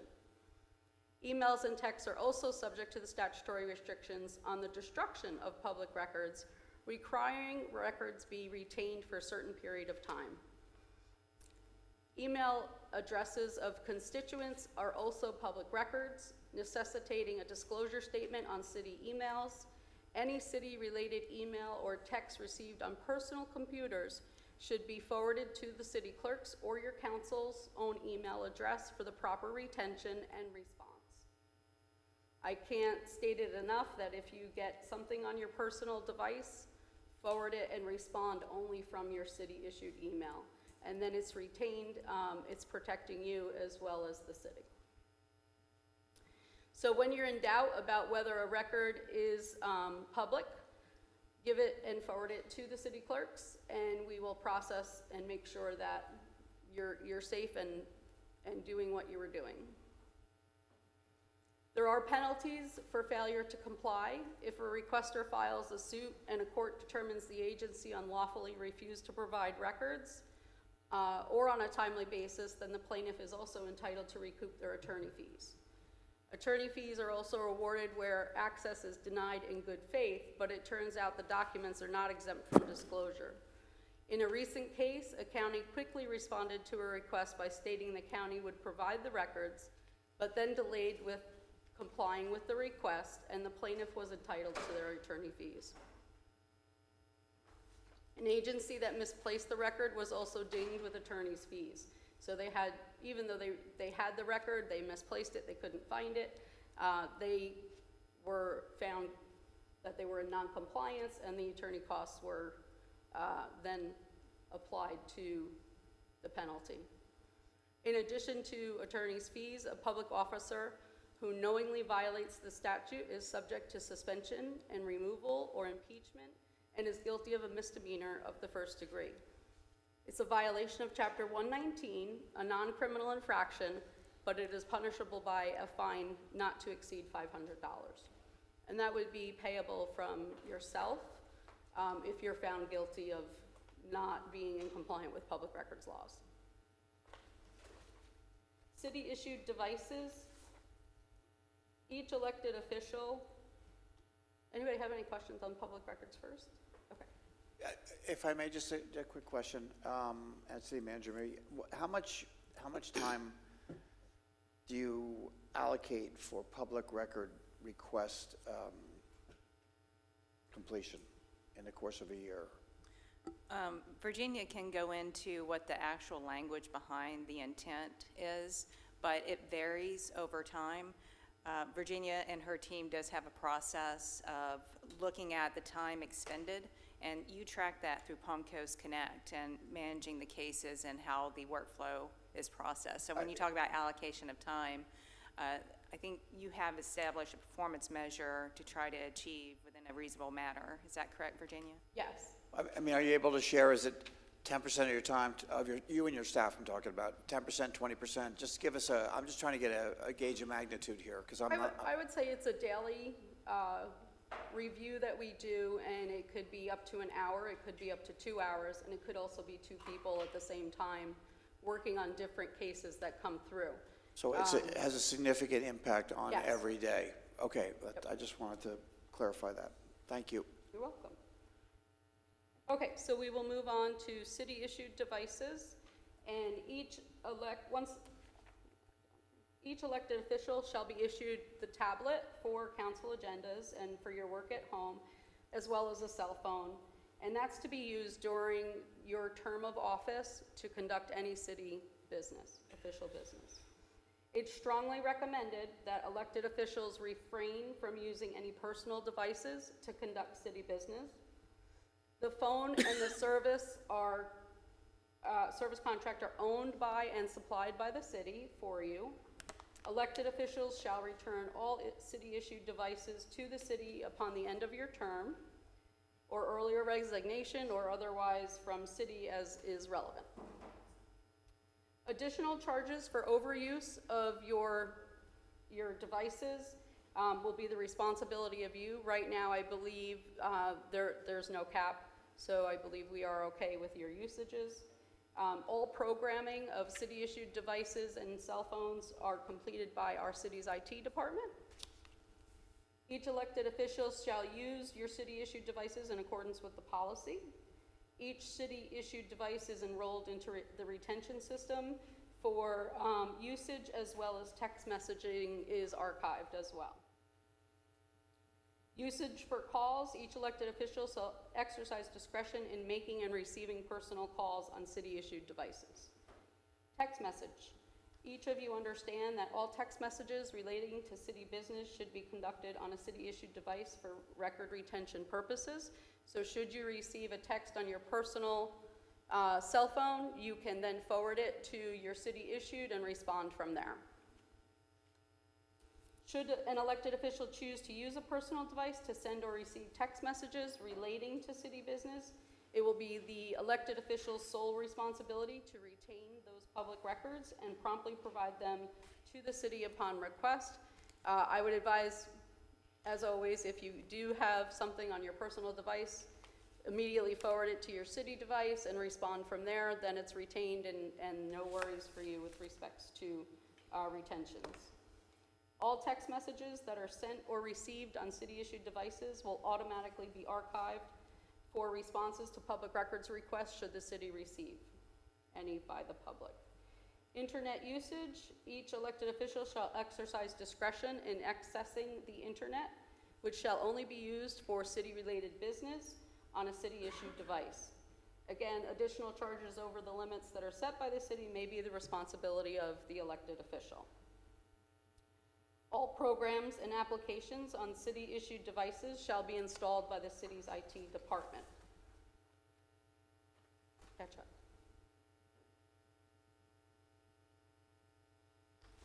Okay, going on, anyone have any questions on that portion of your policy? Changes, suggestions, nothing? Good? Okay, so we will move on to Hold on. social So media. Everybody good with that? Your devices,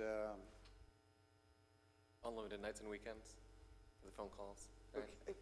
Perfect. all right, please continue. Okay, social media is part of this policy as well. This is individual versus city business. Extreme caution and care should be used by the elected official in posting or uploading personal social media platforms to avoid the appearance of impropriety, unnecessarily expose themselves or the city to any liabilities, prevent complaints or allegations of bias or favoritism, excuse me, avoid violations of the Sunshine Law or Public Records Law, including retention or spoliation issues, avoid violations of Florida's ethic rules, and to avoid violations of the Florida's election code. Excuse me, statements, opinions, or beliefs conveyed by elected officials using websites, applications, personal social media platforms, or social networking sites should be clearly identified as personal in nature and not attributable to the city. The following is recommended language from our city attorney on the next slide that should be included on the elected official's personal social media account. The postings on this site are my own and do not represent the City of Palm Coast's position or opinions. Please be aware that I currently serve as a council member for the City of Palm Coast, and that therefore, under Chapter 119 Florida statutes, every response and submission to the website may constitute a public record. If any submission is removed in whole or in part, please be advised that all such removed submissions may survive deletion, whether by you or others, and will be archived offline and will be considered a public record available for inspection to the extent allowed by Chapter 119. Requests for public records may not be made via this site, but must be directed to the city clerk. So if anyone wishes to have this verbiage, I'll be happy to send that to you separately so you can utilize that on your personal social media account. Okay.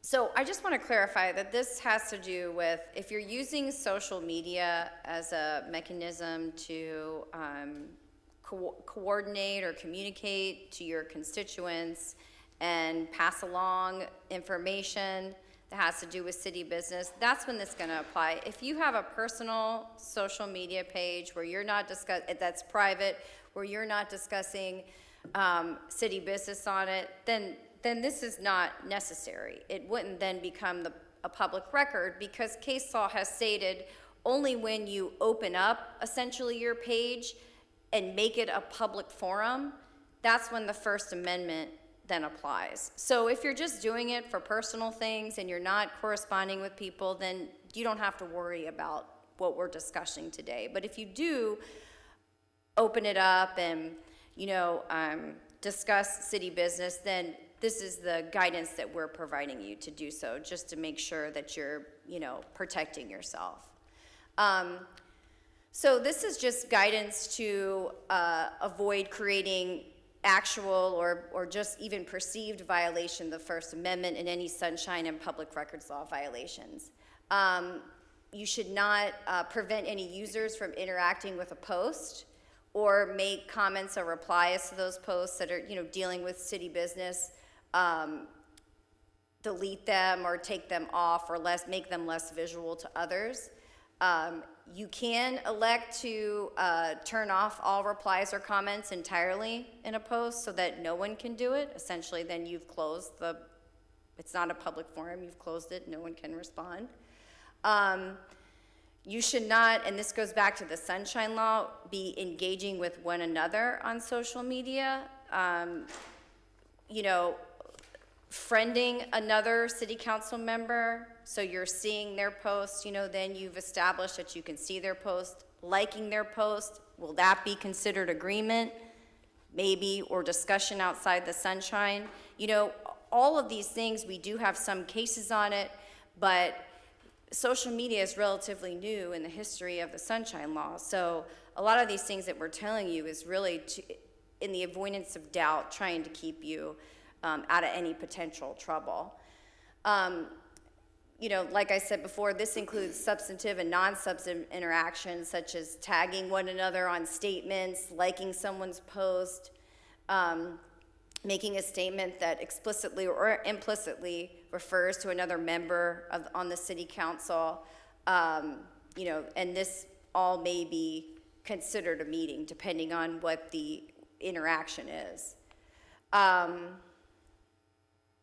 You shouldn't use your social media page to provide an opinion on an upcoming quasi-judicial matter. As you can see, that would run into some problems because then we, have ex parte communications. You should try to avoid those ex parte communications, like with any ex parte communication.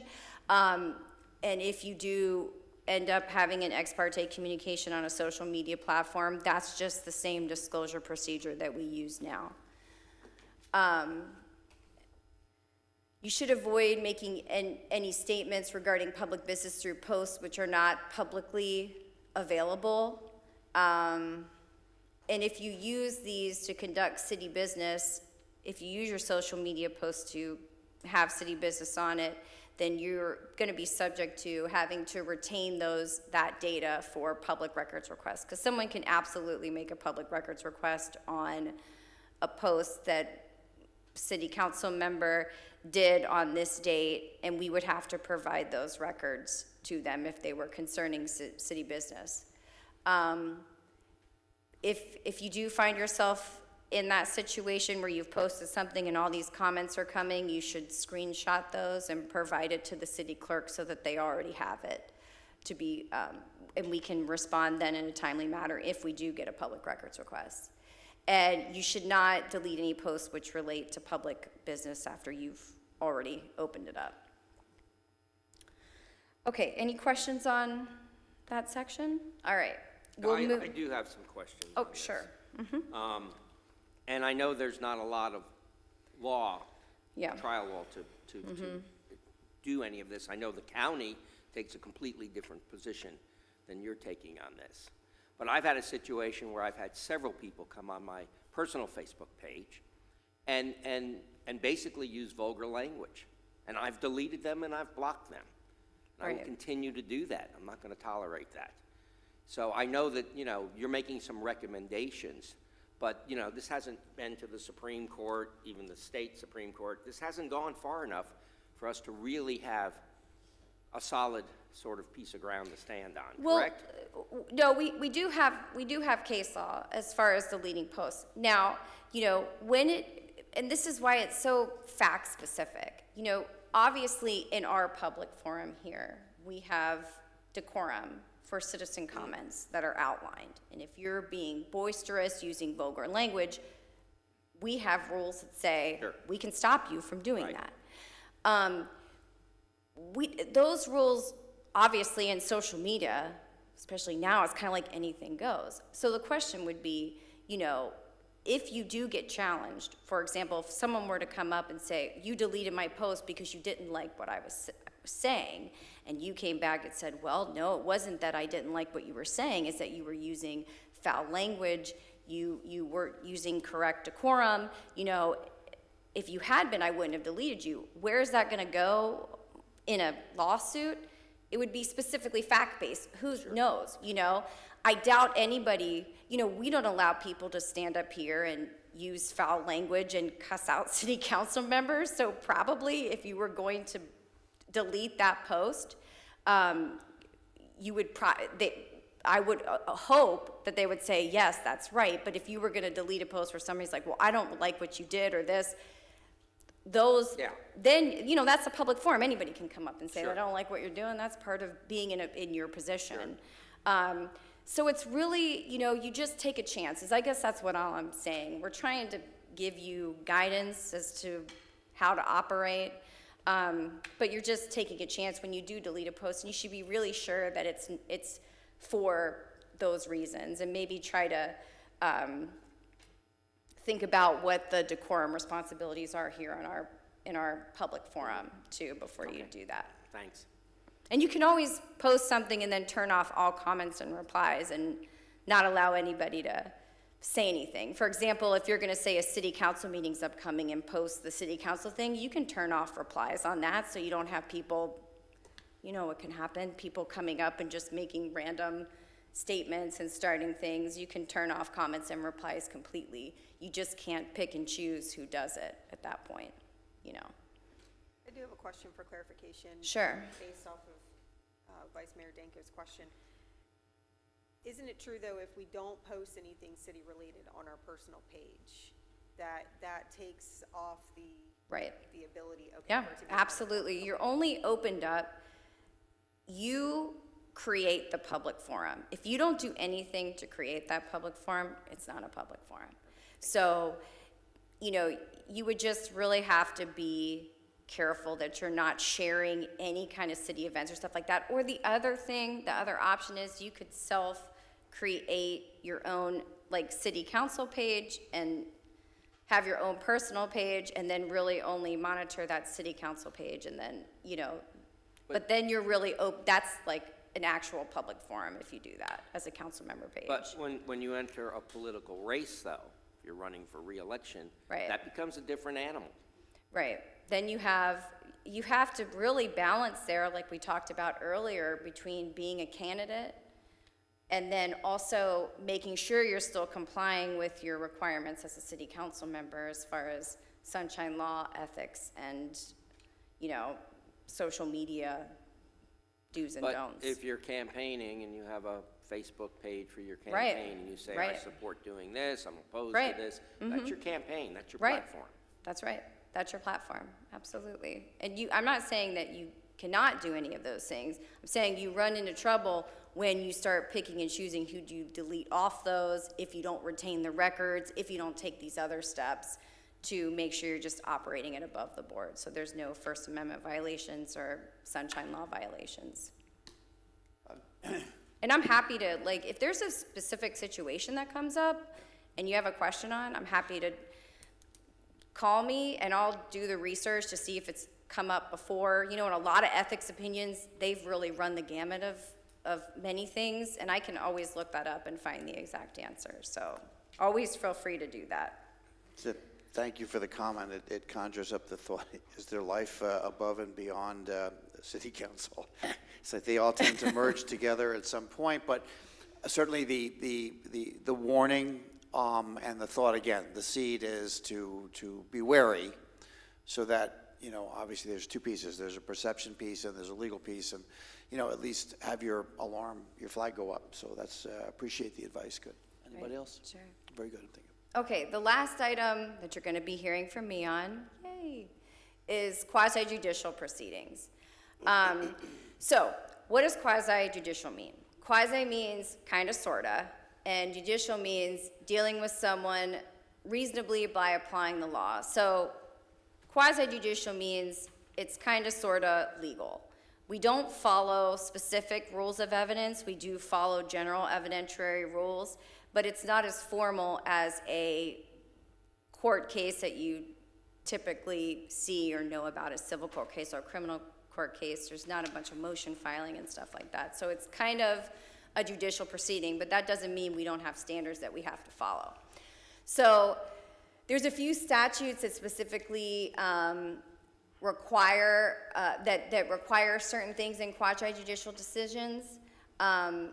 Florida Statute Section 286.0550115 includes limited rules regarding land use decisions and swearing in of witnesses. This is going to be something that we're going to be instituting now moving forward. We'll be asking applicants if they will either swear in or they can waive the swearing in too, because from a due process standpoint, they probably would be the ones to challenge it. So we'd be covered if they waive it. But we're just going to make it a practice now where we have a quasi-judicial matter come up. The clerk will say, anybody that's going to speak on this matter, please stand and raise your right hand and do the swearing in so that we're compliant with this. And also, if the city must provide written notice to the applicant when an application is denied and list the reasons for denial and the specific ordinance. You're also required to give reasons for approval too, statute that's relatively new. So, for quasi-judicial matters, what I'm gonna be doing too is helping staff provide you with a suggested motion based on the staff's recommendation or the planning board's recommendation that basically lists the proper motion and all the sites for the applicable ordinances as in sections, mostly sections of the Land Development Code, that are the criteria for approval, just so we are making sure that all of our motions and approvals are correct. I know it's going to take a little bit extra time because you can't just say move to approve, but you're going to have to say, you know, move to approve for the reasons stated in the staff report and the following sections or something along that language. Or for denial, it has to be the same.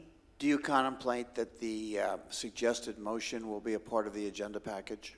Yeah, I think in the summary, that would be, on the summary page, that would be a good place to have it. Okay.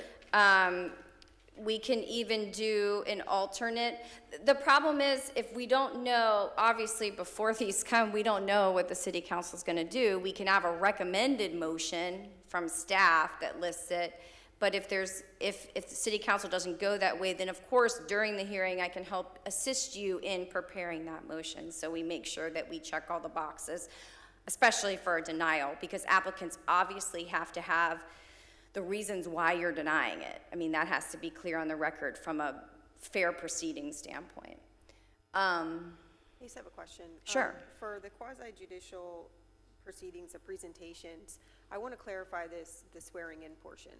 So are we moving forward, is the policy going to be that anybody that presents, including city staff, is asked to be sworn in? But it can still be waived by the applicant? Yeah, that's been done in other cases. I mean, we don't have to allow for waiver. We can require everybody just to be sworn in. The applicant can waive it, and that kind of covers the basis from if, for example, you were to deny it and the applicant came back and tried to get you on a procedural due process, like you didn't swear in, we can say, well, you waived the swearing in, so we can move forward. So that's not a due process violation. But that wouldn't necessarily insulate you from another challenge by a potentially interested party like a citizen if they end up challenging it and they are found to have standing. That wouldn't necessarily cover the city there. So I think the best procedure is just to swear everybody in and then just make sure we've met it. So I ask because I know that when we're considering these decisions, we're confined to the evidence in front of us that's presented at that hearing.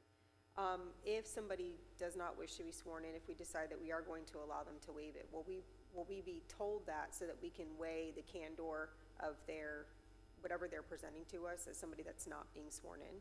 Sure. Okay. Yeah, All right, thank you. of course. Okay, so these are the judicial, so when someone challenges a quasi-judicial decision, I'm telling you this so you understand what we need to do from a procedural perspective so that we can defend these challenges if they come forward. Whether the decision, the first judicial test is whether decision of the city was fairly debatable. So that's why in ordinances, and when we do our zoning ordinances, we always have whereas clauses where we go through, and state why we're doing this. This is why we try to, outline the reasons in these decisions so that it's clear. Was due process afforded? That's notice. Did we do the correct notice? Was it published in the correct time frame? Did we swear in witnesses? Did we allow the applicant to speak? Did we allow the city public to speak? Was there competent substantial evidence to support the decision? We'll get into that. And were the essential requirements of the law followed? This is when there's when we were doing the review of this matter, did we follow the criteria that was in our code for considering this matter? Obviously, that's not going to apply if they're challenging it on another grounds in state or federal law, only if they're challenging whether or not it met the essential requirements of the law for the city code. Okay, due process, I said, was the proper notice. Everybody had the chance to be heard. Parties have to be able to present evidence, cross-examine witnesses. This is rarely done, but we try to, in cases where there's going to be, we have a big case coming and maybe it's a contentious matter, I do try to ask the attorney for the applicant whether they'll be cross-examining staff, just so we know so I know up there, because as I said before, in quasi-judicial proceedings, the city attorney does not represent the city staff. I am up and represent the city council. So my job is to ensure that the proceeding goes by the book. I don't argue for either side. You've noticed that. Try to clarify matters and try to help the city council through the matter to make sure we're checking all the boxes. But I do try to, from a procedural standpoint, kind of find out if there's going to be any cross-examination. And the applicant is allowed to ask staff questions as in a cross-examination, for lack of a better term. It doesn't happen that much here, but if it does happen, I try to get ahead of it so I can properly notice you all and let you know. And also, as part of the due process, as we talked about before, the applicant needs to be able to know why the city council made the decision the way that it did, and that's through the motion. You've met these requirements in the Land Development Code. Okay, competent substantial evidence. That's the evidence that you have people come up and testify, you have staff as expert planners, you have the applicant who usually has a planner or an engineer or something like that testifying.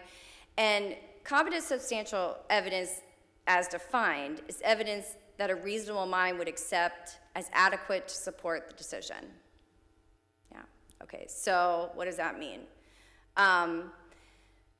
We'll get into that. The applicant has the burden to prove that by competent substantial evidence that they meet the requirements of the code.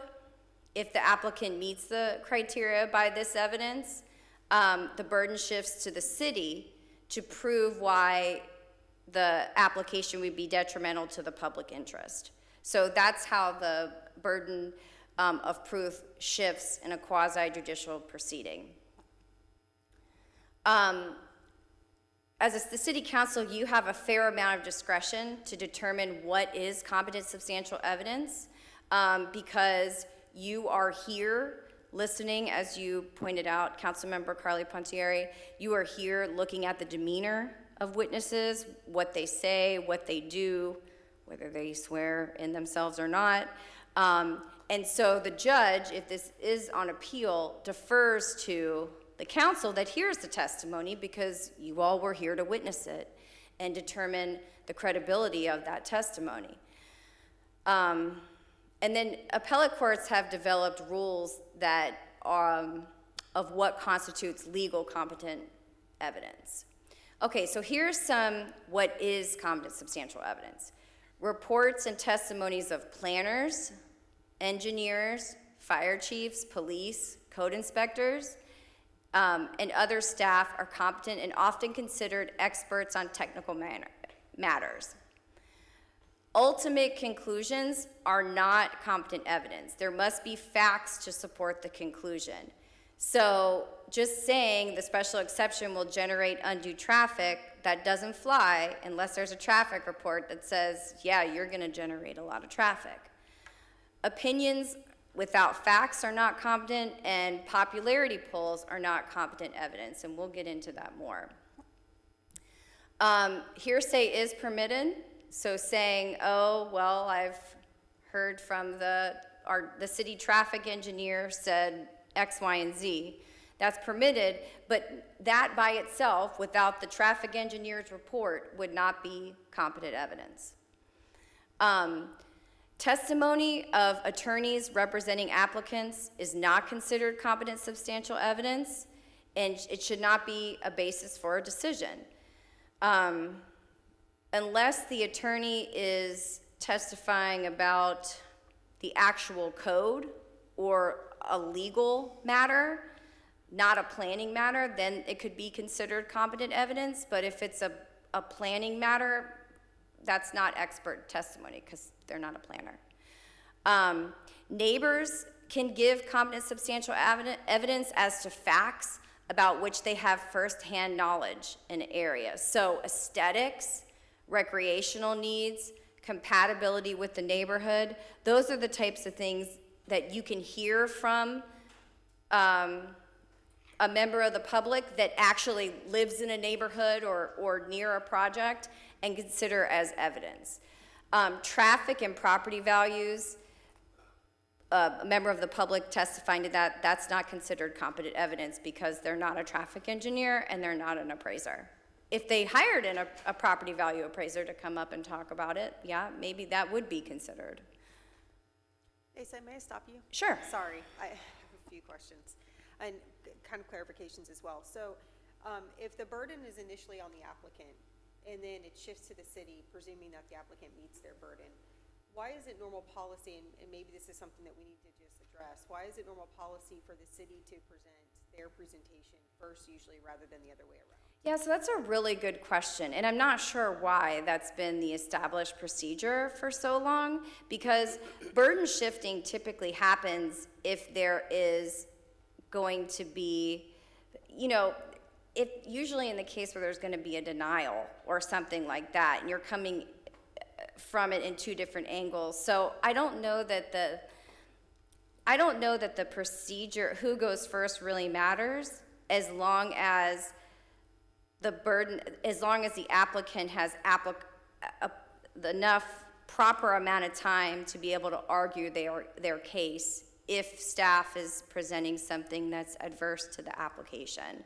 They're still having a chance to put evidence on the record and show why they do meet the criteria. So I don't know that the order necessarily matters in burden shifting when they know that they have the requirement to show why. Now, if they didn't then overcome that burden, if staff did their presentation first and they're denying the application, the applicant has to show why they do meet the criteria then. The only reason I point out the kind of the procedure is I think that from a public standpoint, and please feel free, council members, to chime in. From a public standpoint, looking in from the optics, it's almost as if our city staff has to justify their decision, or I guess kind of preemptively justify our decision when that's really not the case. If an applicant is asking for a rezoning or a variance, something like that, it's their burden to prove that they That's meet correct. certain things, and then it's incumbent upon our staff to then justify why it is or is not agreeing with that. So I think just from the public's understanding standpoint, it might be beneficial to switch how we're. Right, and I think, you know, you're absolutely correct. And I think in cases where you have applicants who are very more, you know, have an attorney, have experts, sometimes, especially in cities such as this one that's smaller and grow to be bigger, you can have a lot of small, you know, you try to accommodate the people coming in. So if they're laymen coming in for a rezoning, they're entitled to a rezoning just as much as a person that can hire a zoning attorney or a planner. And staff doing the presentation, because they are the experts, I think it assists those applicants maybe in the past that have come in pro se and just only represented themselves and not these bigger business interests. Because, you know, you were a small city at one time and now you're a big city. But in all the jurisdictions that I've worked in, that I can recall, staff always made the presentation first. And honestly, I can't tell you why, other than I don't think it's been challenged as far as who did the presentation first. It more has to do with the contents of the presentation and whether or not they were able to overcome. You know, your point is very well taken, because if you were to follow the process or the procedure of the PLDRB, for example, so in that case, it would be the applicant that is getting up to present, obviously, first. And we're kind of doing the opposite of that, so it's a good point. You can do it either way. I mean, it's up to the will of the board. It's not It's something up to that's us set to in make a stone. So Yeah. I would have to defer to the city manager just for a minute, because I'm not, you know, in terms of preparation by staff and everything else, and you may not be able to answer this, man, I understand. Does it make any difference to staff whether they are, if they bat first or second? I don't And believe. you may want to pull back and ask staff about that. With the essence of your question, Mayor, just from a procedural standpoint, is your focus of your question? Okay, thank you. Yeah, I so mean, I mean, it can be done. It's not set in stone. I don't think there's any, I don't know that we have a policy, any existing policy. do we wanna- I'd have to look in the code. I know there's an agenda set at PLDRB that outlines the order for the Yeah. items to be heard. I will review each zoning, you know, whether it's a rezoning, a special exception, a plan development, outlines what the criteria are and what the steps to get that approval. Some are more specific than others, so I can look in the code to see if it's outlined in the code, it may be in there, I don't know. For appeals, for example, there is an outline of how the hearing goes and who goes first and second. But we can definitely look at that and So come back and I let you think know. what we'd like to hear back when it's appropriate is, can we afford the applicant the choice of whether they would go first or second? If it's not disruptive or causes something that we're not considering. That would be the question we would ask you to let us know.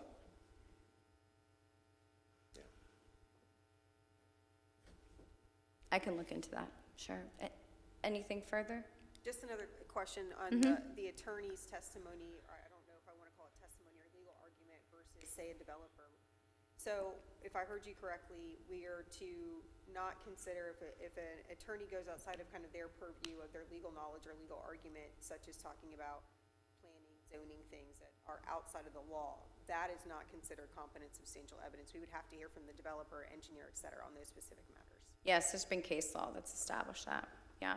I mean, it happens, whether or not you take that testimony and consider competent substantial evidence. Usually, there's other testimony on the record from city planners, normally, that are expert testimony. If those two are aligned, then it's just basically a regurgitation of that. But yes, you're correct, unless the person, there are absolutely instances where there's attorneys that also hold, GC license. right, GC licenses, there are planners too. You would want to know that from the record, and then you could accept that, you know, you absolutely could. If they have any specialized knowledge on a certain thing, maybe you could accept that too. It'd really be situational, but in general, no, you're correct. And just quickly, you may be going here, I'm looking at the second sentence on the slide. You mentioned a neighbor could in fact be considered an expert on specific things. Is there a definition of what a neighbor is? In other words, what's the length of time to qualify as a neighbor? Oh, there's no, I mean, if I moved in yesterday and I yeah, didn't there's like no it, length or- of time requirement, there's no like distance requirement. I Okay. live within X amount of feet, you know. So the judge doesn't care, you're a neighbor's a neighbor's a neighbor. Well, not necessarily, no, the judge would care, but the judge is gonna defer to you. So if you have someone that comes in and says, oh, hey, I live in the E section, but they're talking about something over here in town center, it's like, No, and but they're if I- talking about aesthetics of the town center or Right. about, you know, recreational needs of the town center, but you live over in a different place, it would be up to the city council to determine whether or not they're gonna take that testimony as evidence or not. Okay. So you're the ultimate judge of that, whether or not there's an appeal and a appellate judge agrees with you is gonna be up to I think them, but- you're getting to the point where what competent evidence is. Yeah, right. Okay, essential requirements of the law. Where there is a departure from the clearly established principle of law which results in a miscarriage of justice. So an example would be when the board makes a decision based on criteria not set forth in the code, or when the board applies the wrong code provision. So as I said before, essential requirements of the law essentially means you've made your decision based on the code for the type of request that's being presented before you, and nothing else. And those factors are outlined by staff, and they're in your staff report, and it's all available for you to review. Mayor, you said you wanted to talk more about competence. That was the last I did, slide so- on that. so Okay, let sorry. me, I'm kind of spinning it back just a little bit because, you know, I've witnessed this. I've actually been kind of a part of meetings where questions are asked about applications. So for example, and I'll just pull some from memory and then help me guide me with this a little bit.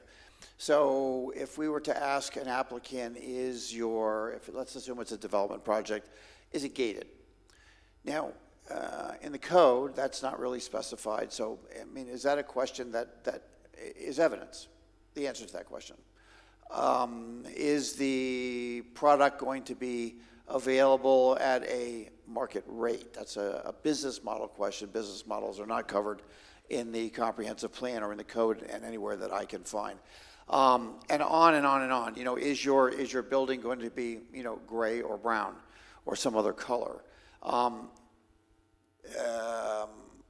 We, in an effort to make the best decision we can possibly make, and we are curious up here on the council, we want to, we feel obligated to ask questions which may fall outside the lanes of the evidence that we are to consider because they may not be specifically called out in the code. That's where I'm trying to go with this. In other words, Right, I mean, questions, it depends, number one, it depends on the type of matter you're considering. Right. So if it's a rezoning matter, is whether or not the property's gated, does that go towards a criteria of the rezoning? Probably not. If it's something that's already rezoned and they're in for a site plan approval, whether or not there is a gate, that's gonna be a question you would ask at that time at site plan approval. It just depends on the type of request you have in front of you, the criteria, and whether or not one of those questions aligns with the criteria for that request. Typically, whether or not something's rented, that does not matter from a reason, from any type of, from any type of rezoning standard, whether or not something's rented or not or owned, has to do with dwelling unit type, whether it's multifamily, single family, townhome, and the ownership interest of the property underneath versus the air inside for condos and multifamily. But the actual, whether or not something's rented, that's not a question that would go towards any of the criteria that are set forth in the code for Yeah, rezoning. and I'll just ask you one more, because I don't want to belabor the point, because everyone is different, and I do understand that. But if a project comes forward which is to be designated as a 55 plus, for example, and obviously would then not be subject to concurrency school impact fees, that would be outside the realm of our substantial evidence, is that correct? It would depend. Okay, Oh. so sometimes That's there a may good be. That's a good lawyer answer. I know. That's the best. You guys are really working me hard today. I'm sorry, it's like, Jeez. but listen, I started the meeting, this is the place to kind of flesh some of this out. Sure, okay, so, as it pertains to 55 and older, if the project coming in was presenting a plan development, and they were saying, this is gonna be a 55 and older project, and here's our traffic generation report, and the traffic generation report specifically was based on the methodology for 55 and older, which is a different methodology, generates different impacts than a normal single-family residential neighborhood, then that may be a requirement or something that you require in the HOA documents that it be limited because you're only approving it based on the traffic statement that said it was this type of development. Perfect. You could Good potentially get there with that. Okay. That may be relevant.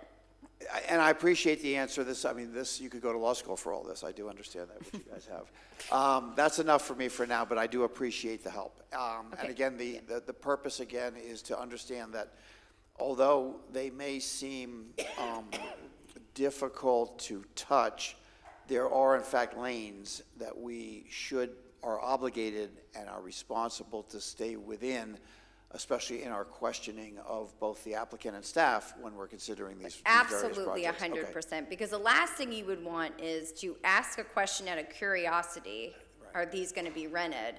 And then whatever you determine in the case is challenged, and they say, wait a minute, they based it on whether or not it'd be rented, and that's not a criteria. I mean, that's an easy challenge for someone to make. So I would definitely suggest keep your questions succinct to the criteria, stay in your lane, as the mayor said, because that, from my perspective in defending the city in a potential appeal, that's going to make my job easier. Thank you. I appreciate the answer. Okay, we've talked about this. Ex parte communications.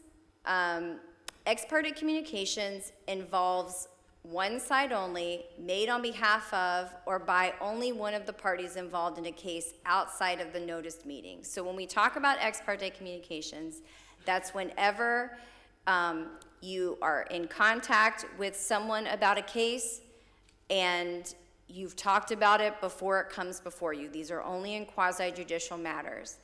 And the issue with that is it poses due process problems. There's no notice to the other party as to what you were talking about, so the applicant doesn't have notice, and sometimes staff doesn't have notice of what you may have talked to a citizen about. There's no opportunity for cross-examination and really drill down to whatever information you're getting outside the hearing. There's no ability to fact-check that or question that. And when there is a hearing, your decision is based on those facts that you get in the hearing, and just those facts that you get in the hearing, because that's everything in the notice meetings. That's your ability to cross-examine, to question, all those other things. And it could be prejudicial. If you're getting information outside of the hearing and nobody can fact check to see if that information's correct, then it could end up being prejudicial. When an ex parte communication occurs, there's a presumption that it is prejudicial, that you were prejudiced by whatever you've been told, if you've looked at it, if you've read it, if you've spoken to someone. So that's why before every quasi-judicial hearing, I ask whether you've had ex parte communications, and you respond with the subject of the communication. Oh, I was contacted about the person doesn't like traffic, who the person was, and did the communication prejudice you in any way from fairly making a decision based only on the evidence presented here today? So that's basically the question that's being asked of you when there's been an ex parte communication. Lisa, excuse Yes. me.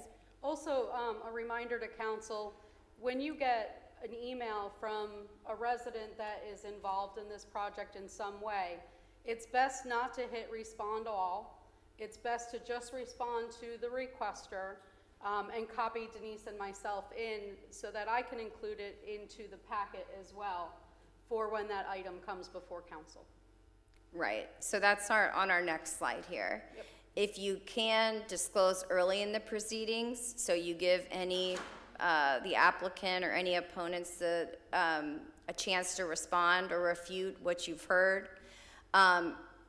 In all cases, we discourage ex parte communications. And just because you can disclose it doesn't make it right, doesn't take away all these other things that makes ex parte communications bad. So if you are approached by someone, the best way to proceed is to tell them that, hey, I appreciate you have these concerns, come to the hearing and voice them so that my other city council members can hear them too, and it can be put on the record, and we can use this information to make a decision, because coming outside the record, that information can't be used to make your decision. Nate, And- a quick question yes. on that, sorry, could that be considered giving them legal advice if we tell them specifically come to the hearing so that other council members can hear and consider? I mean, is there a line that we don't need to cross? No, I think Okay. we suggest in all cases that you tell people, come to the public hearing.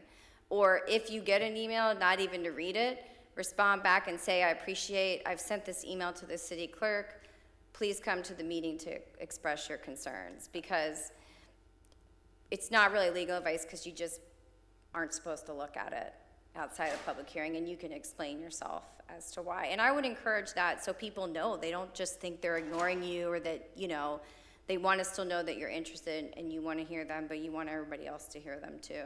Is there maybe form language that staff can put together or that you can put together for? Sure. Because we get so many emails, and I think just to provide some consistency. Absolutely. I don't want the citizens to think that we're not listening. I Right. think everybody up here listens and receives obviously the emails, but when you can't respond or you feel handcuffed in the type Right. of response you can provide, it just from an optics standpoint, Right. just it doesn't come off. I mean, very you can well. say, I received this, we can provide you some foreign language, but I've received your email, it's been forwarded to the city clerk to be included in the record. That's usually true. If it's too last minute, you're getting these, then they don't get into the meeting because it's already been, the packet and everything's already been put together, so maybe that changes a little bit. You should come to the hearing and present, your objections or whatever they are, your support, whatever it is. But we can definitely give you some form That would language be for awesome. that. Thank you. No problem. And then the best course of business is to forward any emails to the city clerk and to not open them and say, I've received an email, but I didn't open it, so the city clerk has it, it was included in the record. And it's in the record and everybody can read it, you can look at it. Okay, so I just have, to kind of end my presentation, I just have some examples of cases of quasi-judicial decisions that I'm going to go through.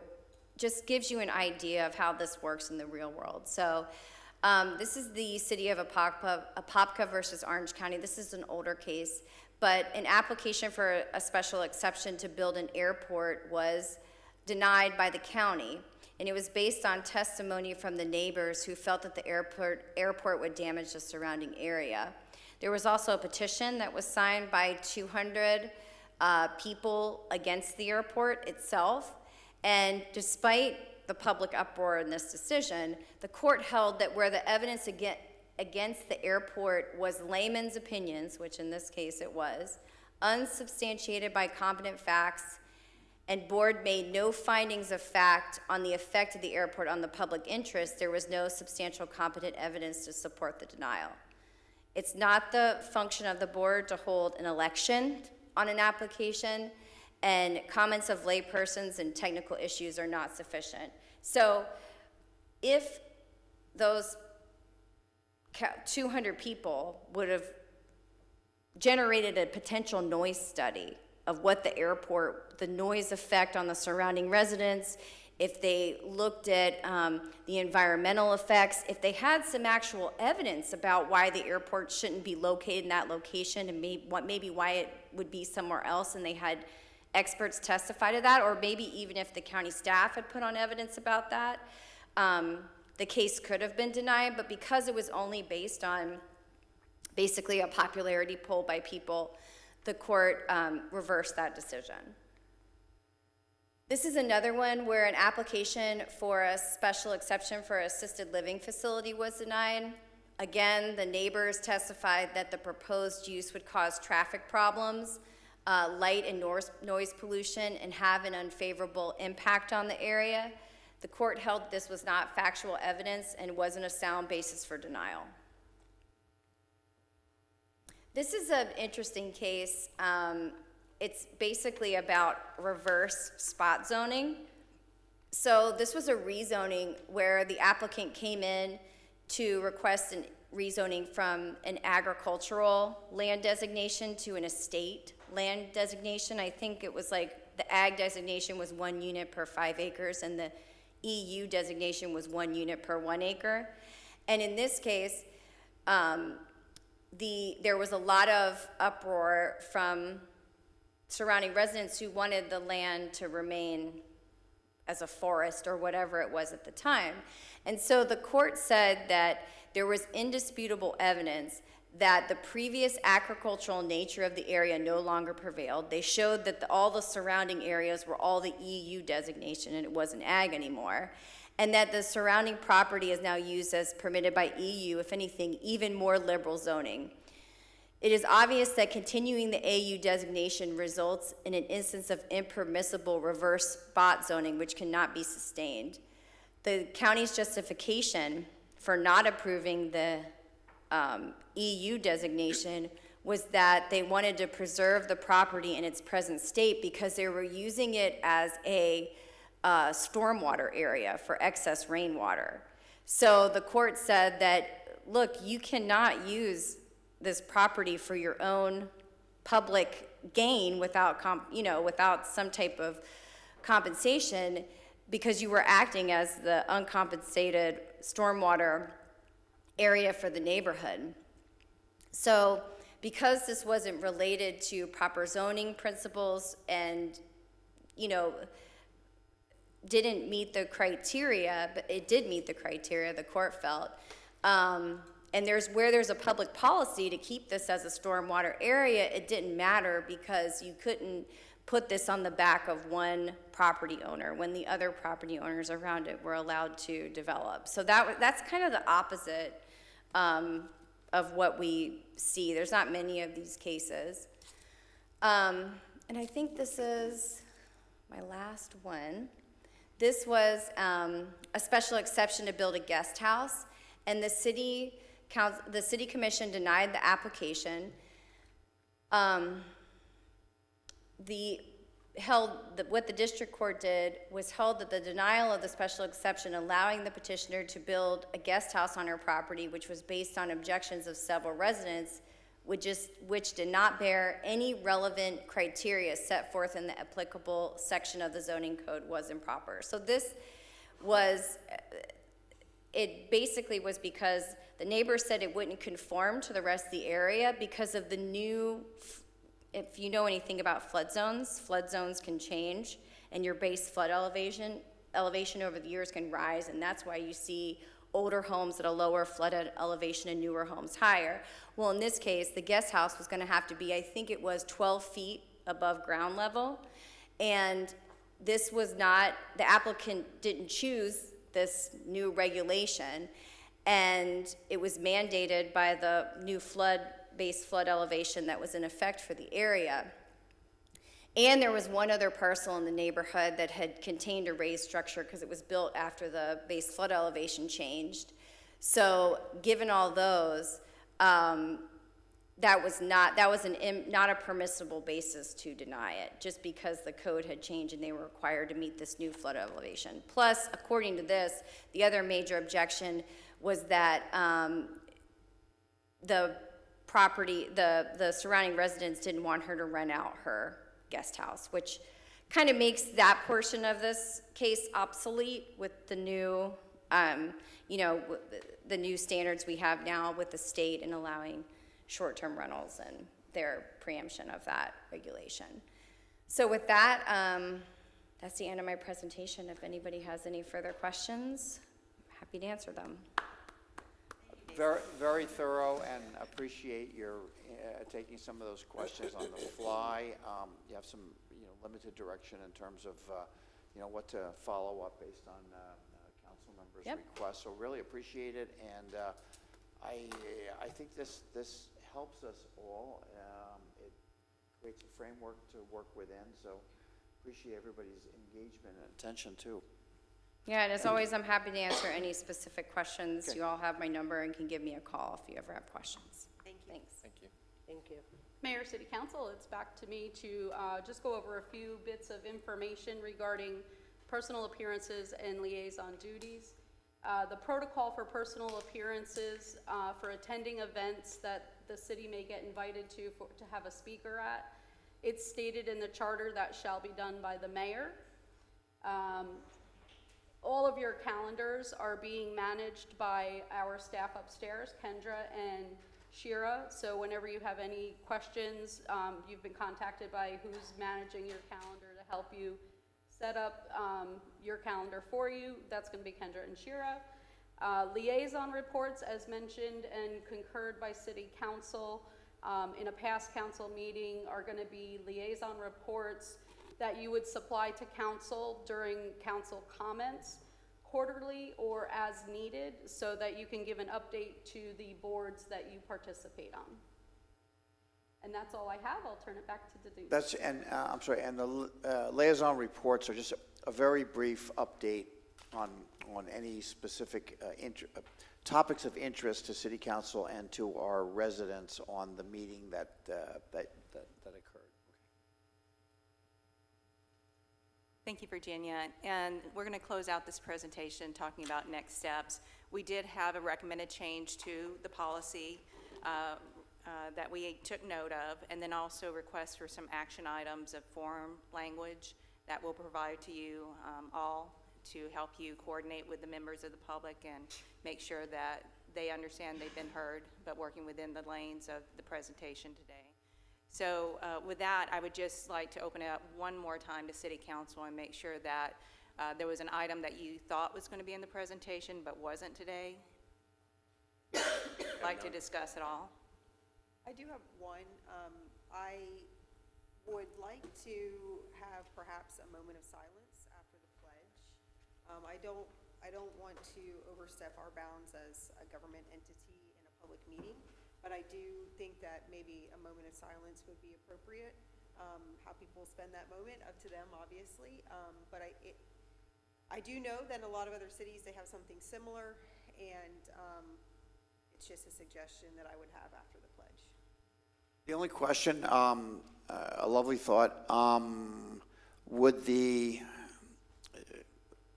moment of silence be introduced for a particular reason or event or occurrence? That's the only place I get stuck a little bit. Or generally, for whatever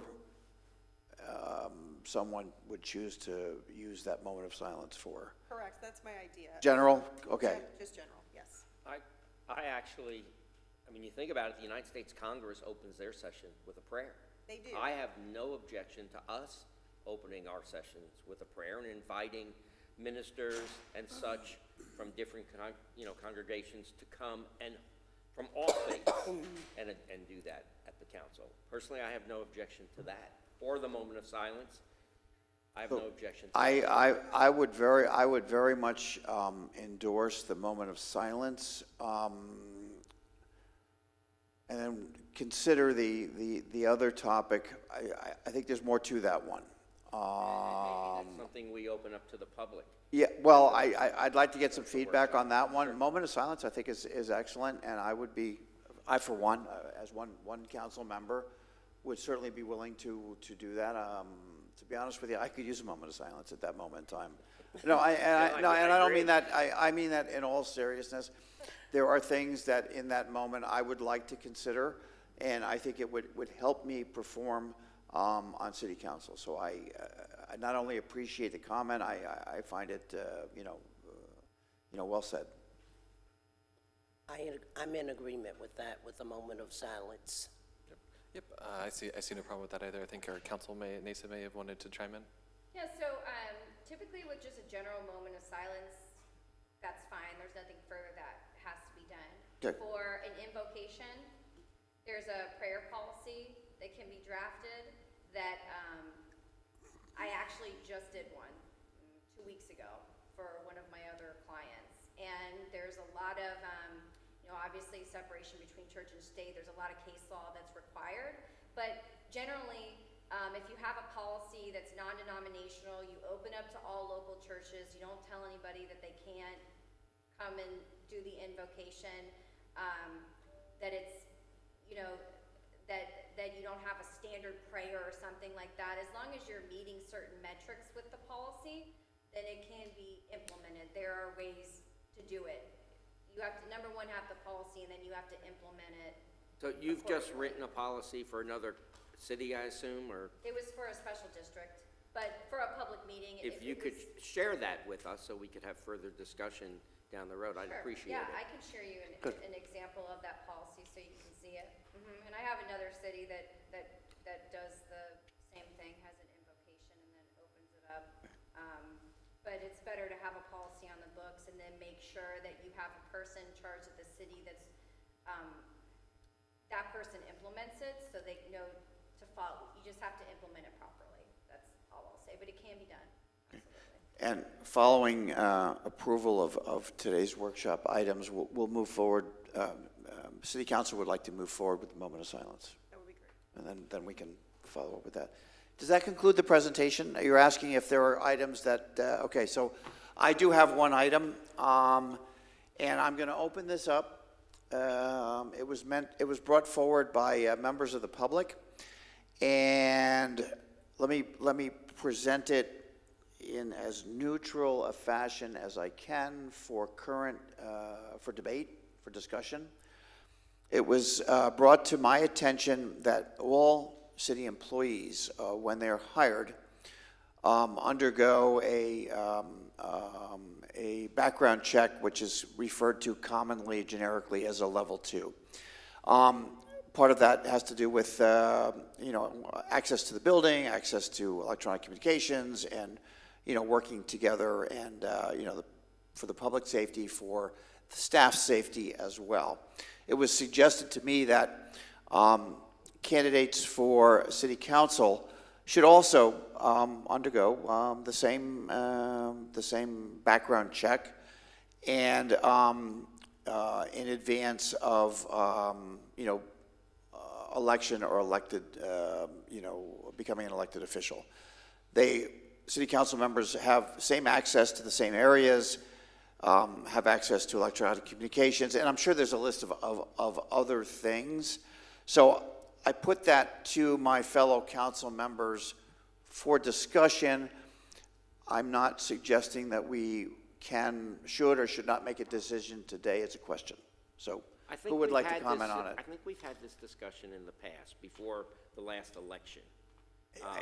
And I don't recall, so if we have, forgive me, but... And the bottom line is, yeah, it sounds like a great idea, but it's up to the public, it's up to the media, to really vet these candidates. And it's not up to us to produce past criminal activities or questionable activities. It's not up to us as a council to get involved in an election. And I know we're looking at a situation in Congress where a certain congressman from New York now apparently everything he said was apparently not true. But again, that's up to the voters, and if they want to recall him, if they want to vote him out. I just think that when government starts meddling into these affairs, it can be misconstrued by the public. It can be used as a political weapon. I don't want to bring up your past, Nick. Just kidding. I was on that volleyball team. I was on the volleyball team, Vice Mayor Danko, I swear to But it. I'm just saying, and I got to tell you, all those Palm Coast classified documents are not in boxes behind my Corvette in my garage. I mean, I just think we are stepping on a potential landmine when we go into something like this. It's just not our job.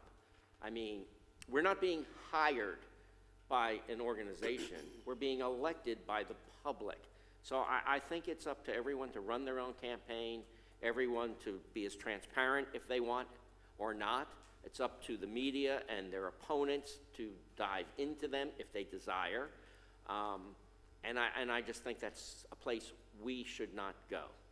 Vice Mayor, I actually agree with all of your comments, but help me with this. This is where I struggle, and I'll ask council members. So we rely, first of all, the city council, the city of Palm Coast would not be proactive in this. This would be a candidate undergoing their own level 2 security check and providing the information or not at their discretion as a public record. Now, what I find interesting about that is that there'd be no headline, there'd be no spin, there'd be no topic. In other words, the public information would be available to the public, but not proactively presented by the city. It would just be a public document as if you were looking on the SOE website or something else. Now, by definition, a headline, regardless of how the words are put together by the media, will project a spin. There's just no other way to do it. And it may be well left to the media, if we're comfortable allowing the media to assume that role to be the public interrogator of candidates past, whatever it is. I just thought it was important to have the debate. Certainly the overreach concept, I certainly do understand.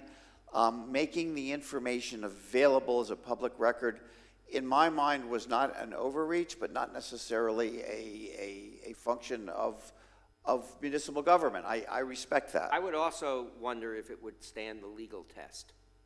In other words, I'm a candidate and I provide, I run a background check and I provide it, but my opponent doesn't. Is there any way to force my opponent to do a background check on themselves? Well, here's the thing. The background check information given to the city doesn't determine whether or not a person is qualified to be a candidate. The only time, I mean, it would just be for informational purposes. The city couldn't do anything legally with that information. Now, I know there's other municipalities and counties in the state that have a requirement for background checks.